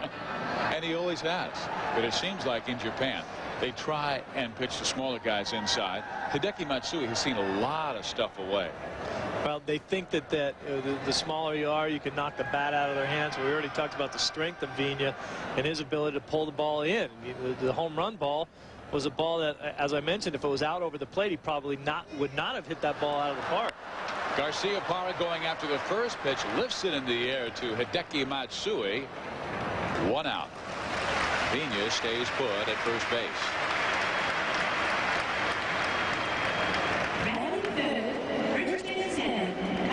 And now we will see that first baseman Carlos Delgado, number 25. Carlos 1 for 3 in the game, a base hit his first time up.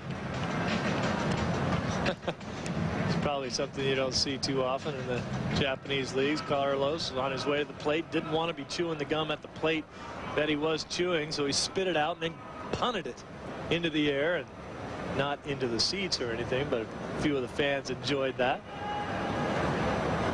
Well, here is Carlos, a great young man, really pleasant to be around. He's enjoying himself here in Japan as well. Enjoys the Japanese food. Fine cuisine. 6-0 the Major League Baseball All-Stars with the lead. Hey, take a good look at Carlos. You know he's not missing many meals. Yeah, but you know he is really put together. Oh, Works yeah. out hard.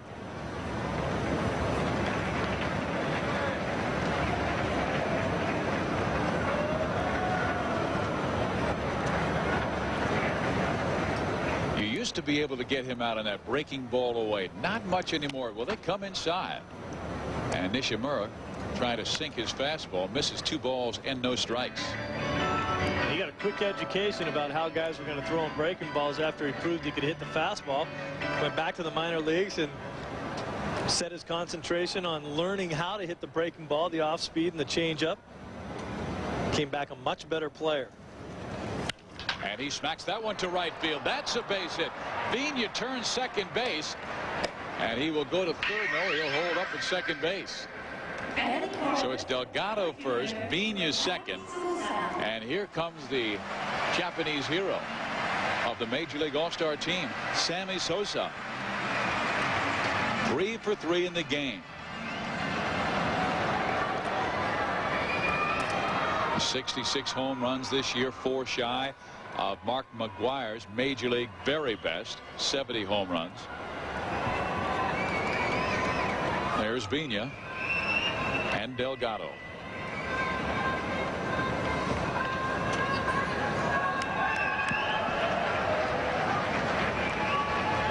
Now, we talked earlier in the earlier at-bats with Sammy already has 3 hits in this game, how locked in he is. So Nishimura starts him off with something soft. He has seen a few pitches that he would normally hit out of the park. He's been fouling balls straight back. He's been right on balls and not hitting, even though he's got 9 hits in the series, 9 for 20 already in the series. He's seen a lot of pitches that I think normally he would just crush, that he's just missing, just fouling back. Like the month off and the time that he spent between the end of the season and this series has affected him a little bit. But boy, he's getting other opportunities to hit the ball, chances that he wouldn't get in the major leagues. Once you see a good pitch to hit and you foul it off, Major League pitchers find a way to get you out with something else. He's had more opportunities to get those hits in this series than he would normally during the regular season. I remember when he came up with the Texas Rangers, he was about 5'10", a frail kid at that time with big hands and big feet. And you knew what he would grow into. He was like a Doberman. Yeah. Marmaduke. You got to grow into those hands and feet. But they have not thrown him anything straight in this at bat. Good breaking ball right there, has Sammy out in front. That's probably one of the worst swings we've seen him take, because we've seen many replays of every swing that he's taken at the plate. Very good balance every time up there. And so Sammy Sosa has been a very tough guy to fool this year. Again with the forkball. And maybe when he started his career, even a pitch that's a 58-foot forkball is one that strikes him out. Yeah, because he was so wild. Great bad ball hitter even in the early days, but he never saw a pitch that he didn't like. We saw in his last at-bat, nasty forkball that he took for a ball, and then another one that he hit up the middle for a base hit that probably would have struck out 90% of the players. So let's see what Furuta is thinking, the catcher. The count is even, 2 balls, 2 strikes. Will he finally see something straight? Furuta still not ready to make a decision with Vigna at second base. He might be thinking, well, signs are international. Maybe Vigna is giving them to Sammy. I think at this point in the game, in the 6th, with a 6-0 lead, nobody would be running in this situation. But they might be stealing signs. Again, he tries to tease him away. Well, that is great plate discipline that you talked about Sammy Sosa growing. It's a nasty pitch right there that Sammy, once again, didn't swing at. It's a tough pitch to hit if he did. How much you can do with that pitch. Obviously, he was hoping for a called 3rd strike and didn't get it. Now the big decision. What do you throw him now? Nowhere to put him. Well, the 3-2 is a fastball. It is ripped deep to center field, and Sosa has gone yard.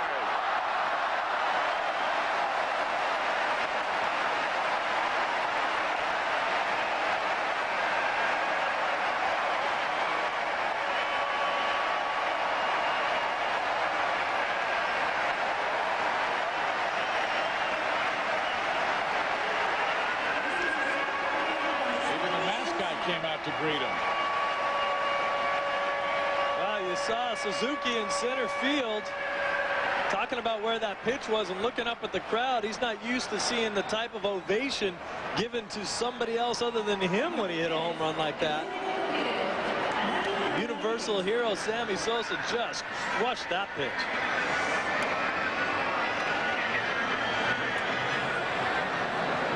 So Vigna is 4 for 4. Sosa now 4 for 4. And Sammy and Fernando, the hitting stars in this ball game, with 8 hits, 2 home runs, and they've driven in 8 runs. 8 of the 9 runs driven in by the Major League Baseball All-Stars. And there's his salute to the fans he loves.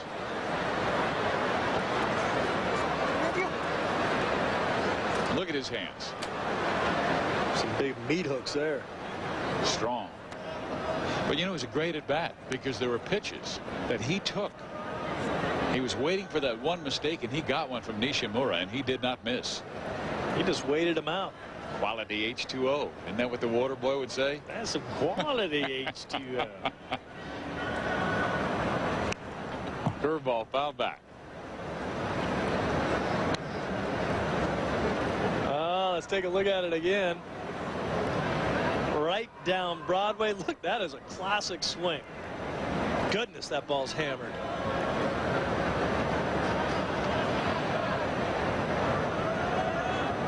Every single time up, we've seen the flash bulbs go up, just like in the States. And that ball is fouled back. Such a hero in his native country, the Dominican Republic. It's the one place in Tokyo where you can show up at a ball game and get hurt in the center field bleachers when Sammy's hitting. Just crushed it. Hit a home run against the Yomiuri Giants in the first game, an exhibition against long time traditionally. Powell here in Japan, and that ball is stroked towards right field, but Ramirez flies out to Takahashi. When Sosa comes to the plate, the PA announcer reminds the fans to read the disclaimer on the back of their ticket. Look at that. Look at the eyes. And more than the home run itself, I really love watching Sammy run around the bases with his skip at second base and then the salute to his mother at the end. 9-0. The Major League Baseball All-Stars with the lead. B.J. Surhoff now at the plate. And Nishimura's pitch is up high and outside. 1-0. Sammy has that patented little skip step that he does in front of each bag. You know, after 66 home runs, you figured that he'd figured out the steps that it would take to hit the bag on an even stride, but I guess not. Surhoff lifts that one to left field and deep. Ichiro Suzuki back. It is off the wall. Backed up nicely by Matsui, and a double for B.J. Surhoff.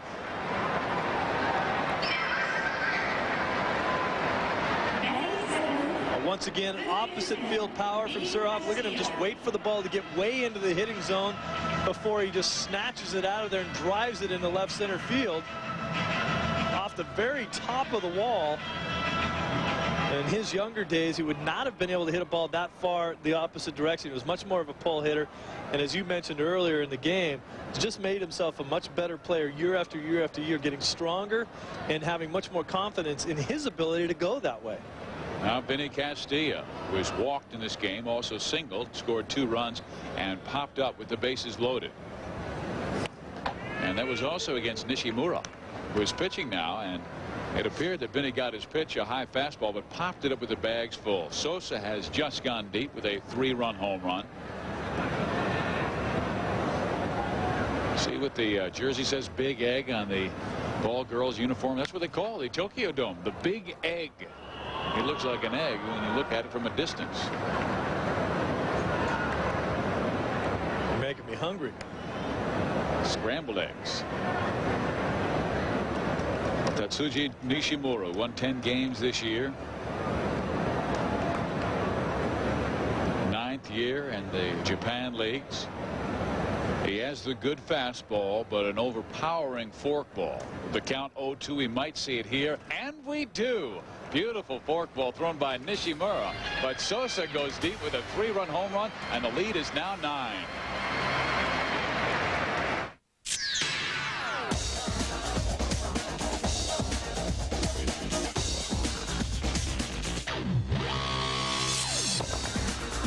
In the new Major League Baseball All-Star pitcher, he comes out with a 9-0 lead. Mike with the Cleveland Indians, 40 saves, his career high in 45 opportunities.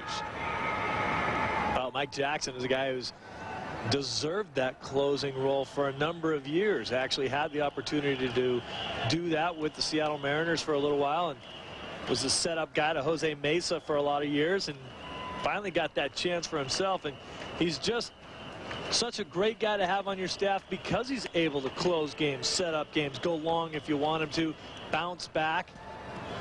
You could throw him 3-4 days in a row. He doesn't lose any velocity and certainly doesn't lose any of the attitude. He's got that hat pulled down over his eyes, and when he gets on the field, he's all business.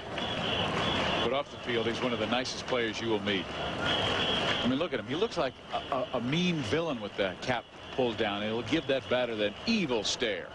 He really is, you know, and then if you do get to know him, you just laugh at him because you're like, what is that big act you put on the field? Because I know you're a good guy. Don't be pulling down your hat over your eyes and giving me that stare like you're some bad guy, like, you know, you just jumped out of jail or something, because I know you're a nice guy and nothing's going to happen.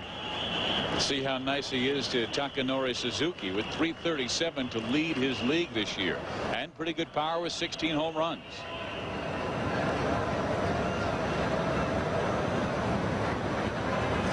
Oh, look at that slider.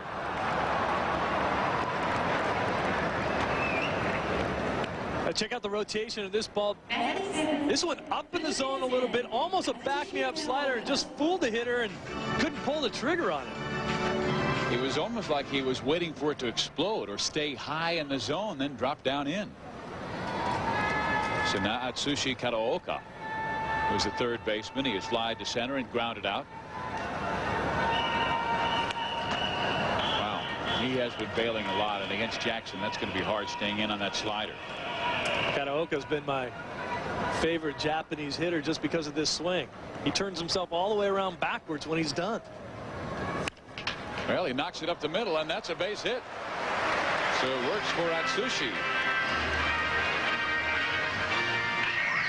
Karaoka basically just said to me, hey, don't like the way I swing? Check this out. Base hit up the middle. Well, he stroked that well, put a little wasabi on that Atsushi. Yeah, saying to me right now, if you were any good, you wouldn't be sitting up there talking about me playing right now either. 1 out, man on. Tatsuya Furuta comes to the plate now. Played for the Swallows. Again, a 2-time MVP here in Japan. And Jackson tries to run that fastball in. Now Tatsuya. Now Jason Kendall will come out for a visit again with Mike Jackson. Apparently there was a balk. Balk called. No pause in Jackson's motion there at all. Just kind of almost wound up and threw it. That is the first balk we've seen in the series. A little bit of a cross up there too. I don't know. I guess he handled that ball fairly well behind the plate and then wanted to get their signals straightened out now with the man on second base. Again, he comes inside. Ground ball hit to third. They hold the runner at second. And Furuta is out at first base. Fox Sports Net is going deep, taking you past the headlines and inside the biggest stories for insight you just can't get anywhere else. Join host Joe Buck for Going Deep, Sundays at 9 on Fox Sports Net. Just check your local listings.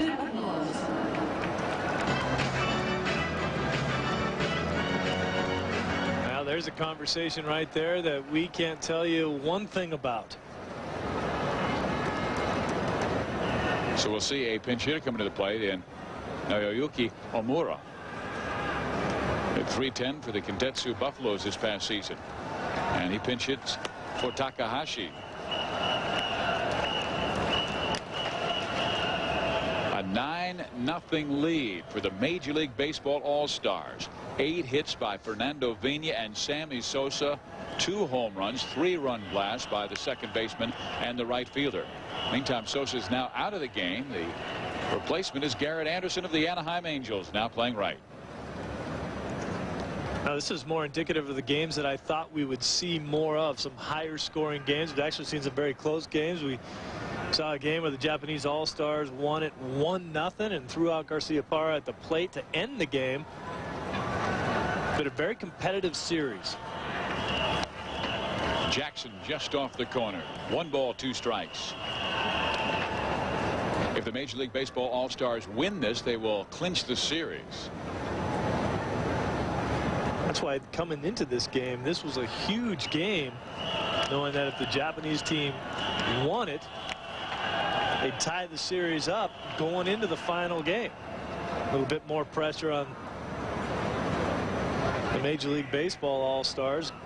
Not playing at home, playing in Japan. With the series was tied 3-3 going into that final game, might be a little bit different story. And they had a 17-game winner, Kenjiro Kawasaki, going against them. He gave up 5 runs early. There you see Garrett Anderson in right. And somewhere up there in center field is where the ball Sammy Sosa hit finally landed. About a 430-foot monster. It's 400 to straightaway center here in Tokyo. 2-2 the count now. Jackson against Okamura. Oh, wherever that ball landed, someone has a knot on their head.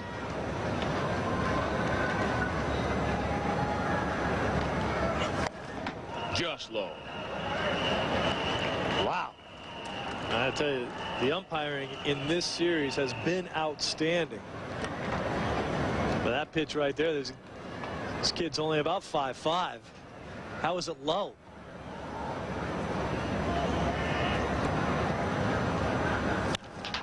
Ground ball short.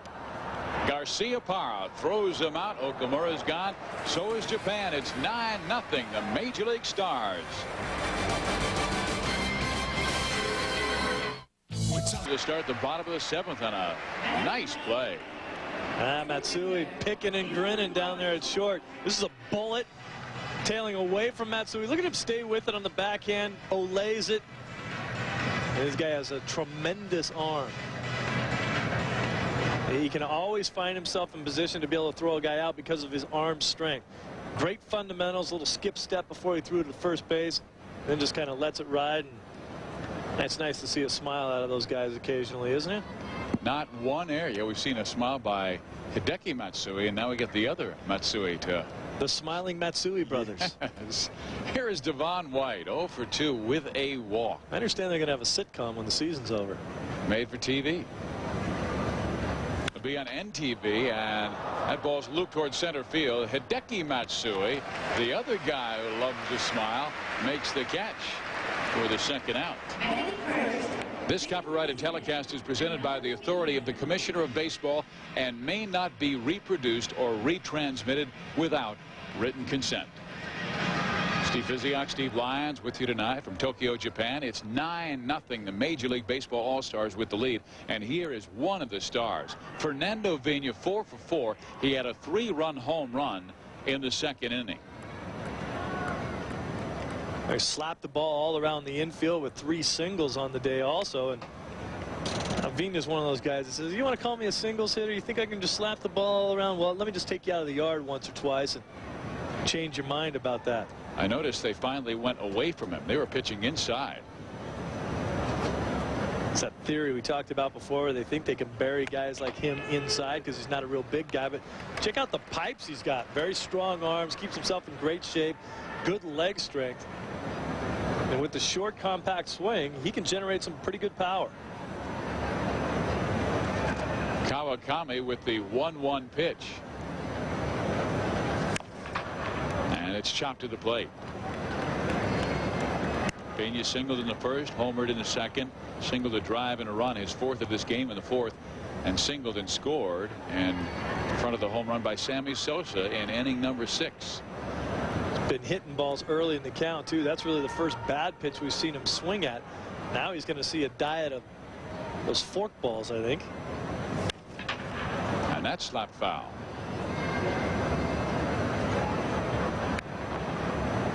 Kawakami with a 92-mile-an-hour fastball. He has a sharp curve and a forkball. We might be talking about how he throws his curveball.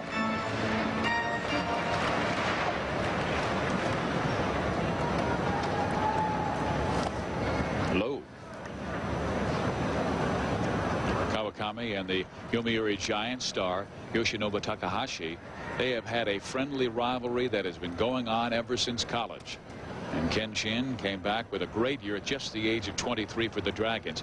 With 14 wins this year, a 2.57 ERA. He may be the next pitcher to go from Japan to the major leagues. And he strikes out a major leaguer in Fernando Vina.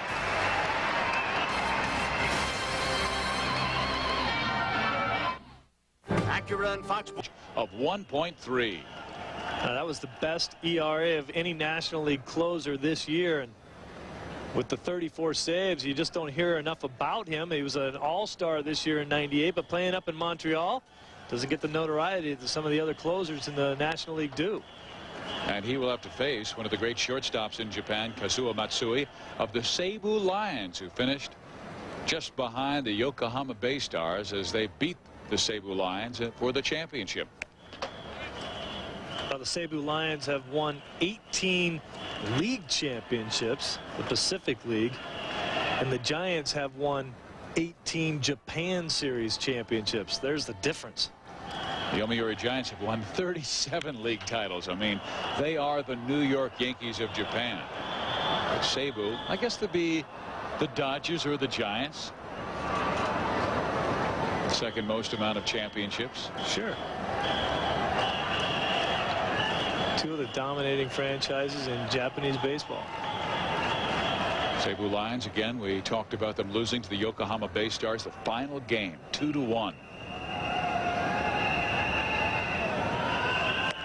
And he was their star, Kazuo Matsui. 43 stolen bases in the '97 All-Star game. He just had a spectacular game. Was named their most valuable player. Had 4 stolen bases in the game.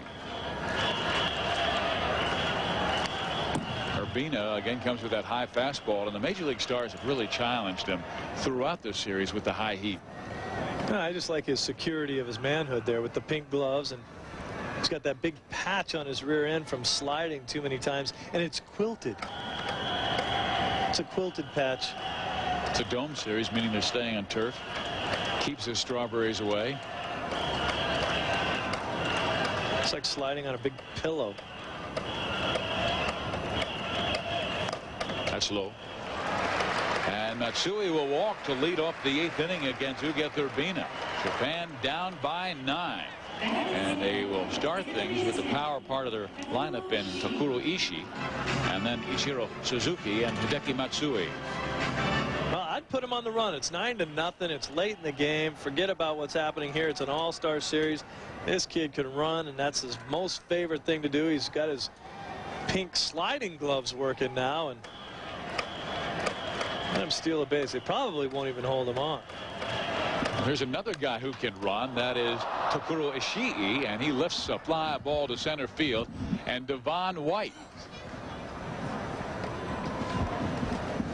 So 1 out with Matsui at first base, and this will bring up Ichiro Suzuki, who is 0 for 3 in the game and led all of Japan in hitting this year at .358.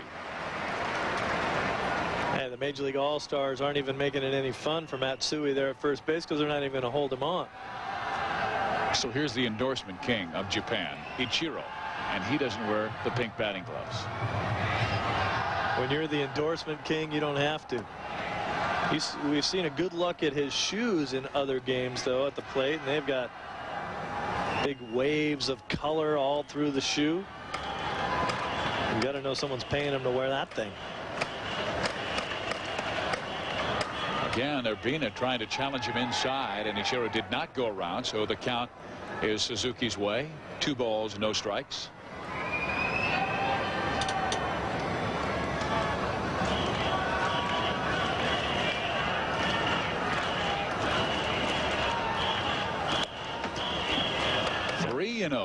The way Ichiro stands at the plate and leaves the bat on his shoulder reminds me a little bit of the way Cal Ripken Jr. used to do it. Right there, the way he holds his bat. Ripken doesn't do that as much anymore.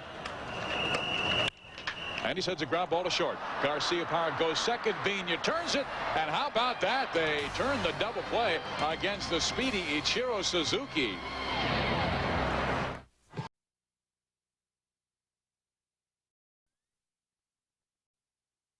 Bottom of the 8th inning, the Japan All-Stars down 9-0 to the Major League Stars, and Kenshin Kawakami stays in to pitch.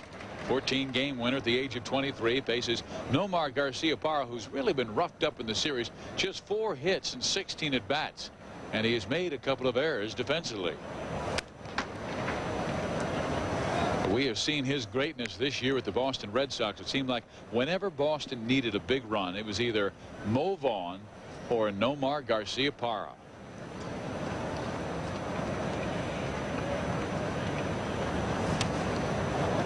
Kawakami with that good breaking ball. I like his stuff.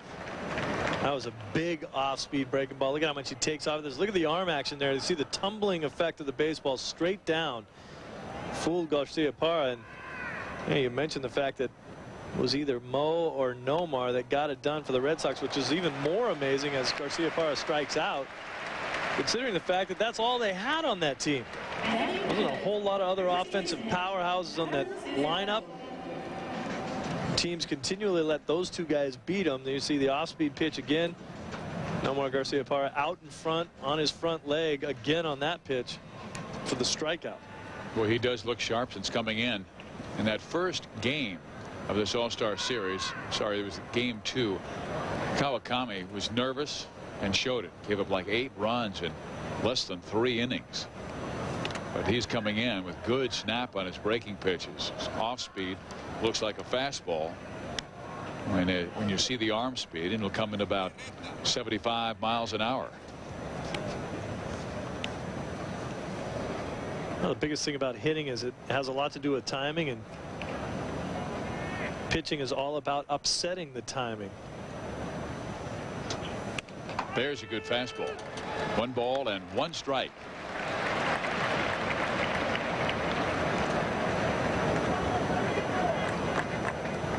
Kenshin Kawakami of the Chinichi Dragons. Another fastball that just misses off the corner.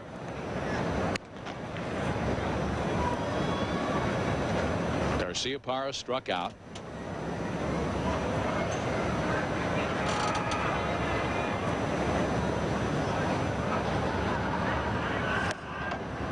Tried to come inside and took something off. That takes some courage. It does, because as we talked about before, it's a good pitch to a lefty. You can throw a slider down and into a left-handed hitter. You can get him, but if you leave that out over the plate, especially for a guy like Delgado, it can be a very dangerous pitch. Well, he came inside again with a fastball this time, and 3 balls, 2 strikes after falling behind. Just out in front, a little pull cue shot off the end of the bat. As you mentioned before, in his first outing in this series after being the Rookie of the Year, he did not look like the same pitcher that he is right now. Ground ball, first base. It gets him with the high fastball as Delgado is the second out for the Major League Baseball All-Stars. And Sammy Sosa, of course, taken out for Garrett Anderson after going 4 for 4, including his last hit, a 3-run home run. We will see Garrett Anderson for the first time, the Anaheim Angels star, who hit better than .290 this year with 15 home runs for the Angels.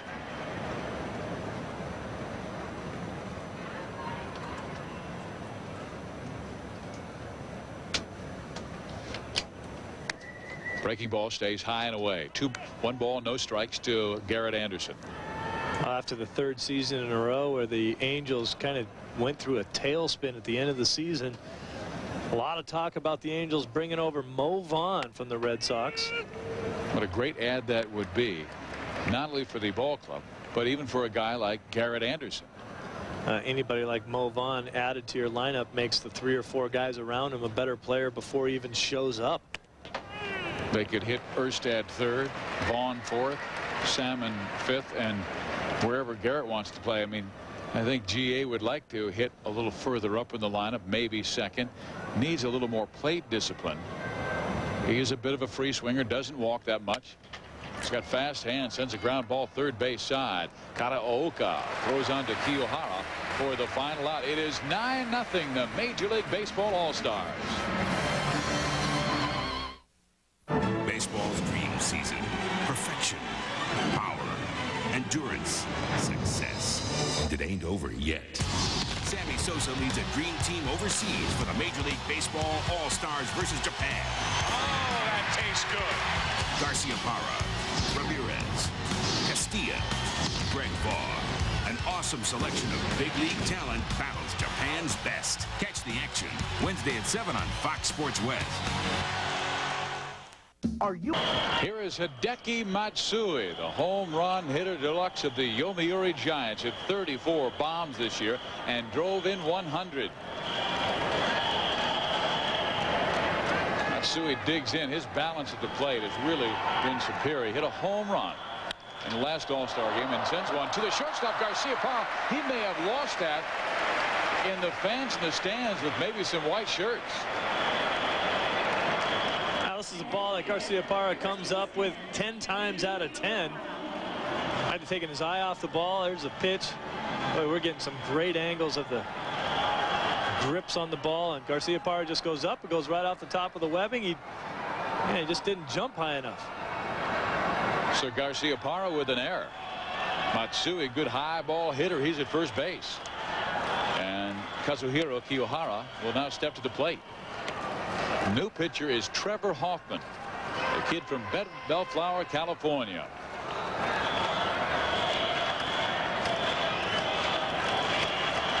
And Hoffman's pitch, ooh, good slider, low and away and way out in front. Kazuhiro Kiyohara. We're getting such great angles of the grips on these pitches. This is a slider. Of course, Hoffman's 2 best pitches is fastball and his changeup. We've noticed how the Japanese pitchers will show the hitters a bunch of different looks. A lot of these Japanese hitters have not seen a windup like Hoffman has, with the high leg kick and the overpowering fastball and the underwhelming changeup. 53 saves this year in 54 opportunities.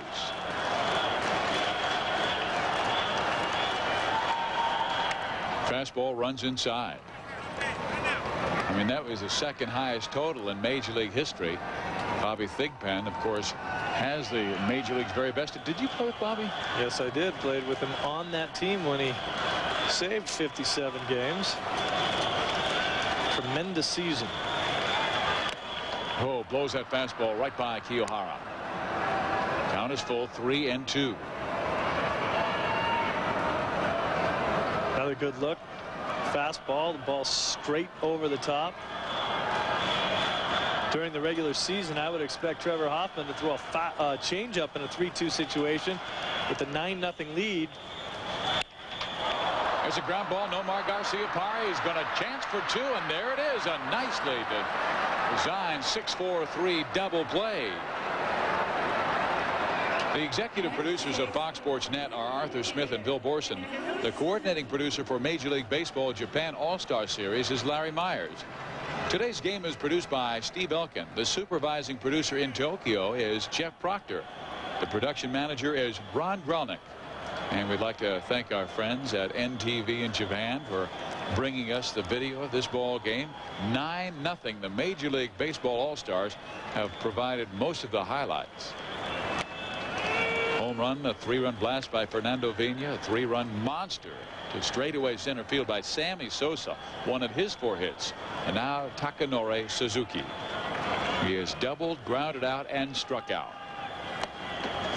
Well, Hoffman wasting no time in getting in front. Hoffman's kind of a no-nonsense guy. He doesn't waste a whole lot of time ever. Even 0-2 pitches. Generally not one of those guys that tries to waste too many pitches. He will throw a pitch that he wants you to swing at.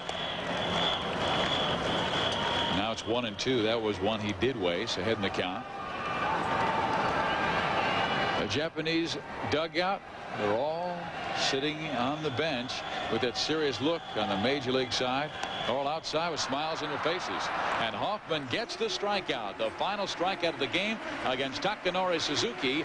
And the Major League Baseball All-Stars, Steve, have clinched the series with 4 wins now to Japan's 2 in the 7-game series. All throughout this series, the power that we said we'd show, we came in and have shown. And there's Fernando Vina with a 3-run blast to give him a 4-0 lead in the 2nd inning. Sammy Sosa would deliver later in the 6th inning. A 3-run home run to straightaway center field. So for Steve Lyons, I'm Steve Physiok saying so long from the Tokyo Dome, where the final score is 9-0 the Major League All-Stars. You've been watching the 1998 Major League Baseball Japan All-Star Series on Fox Sports Net. Good night, everyone. Kings Blue.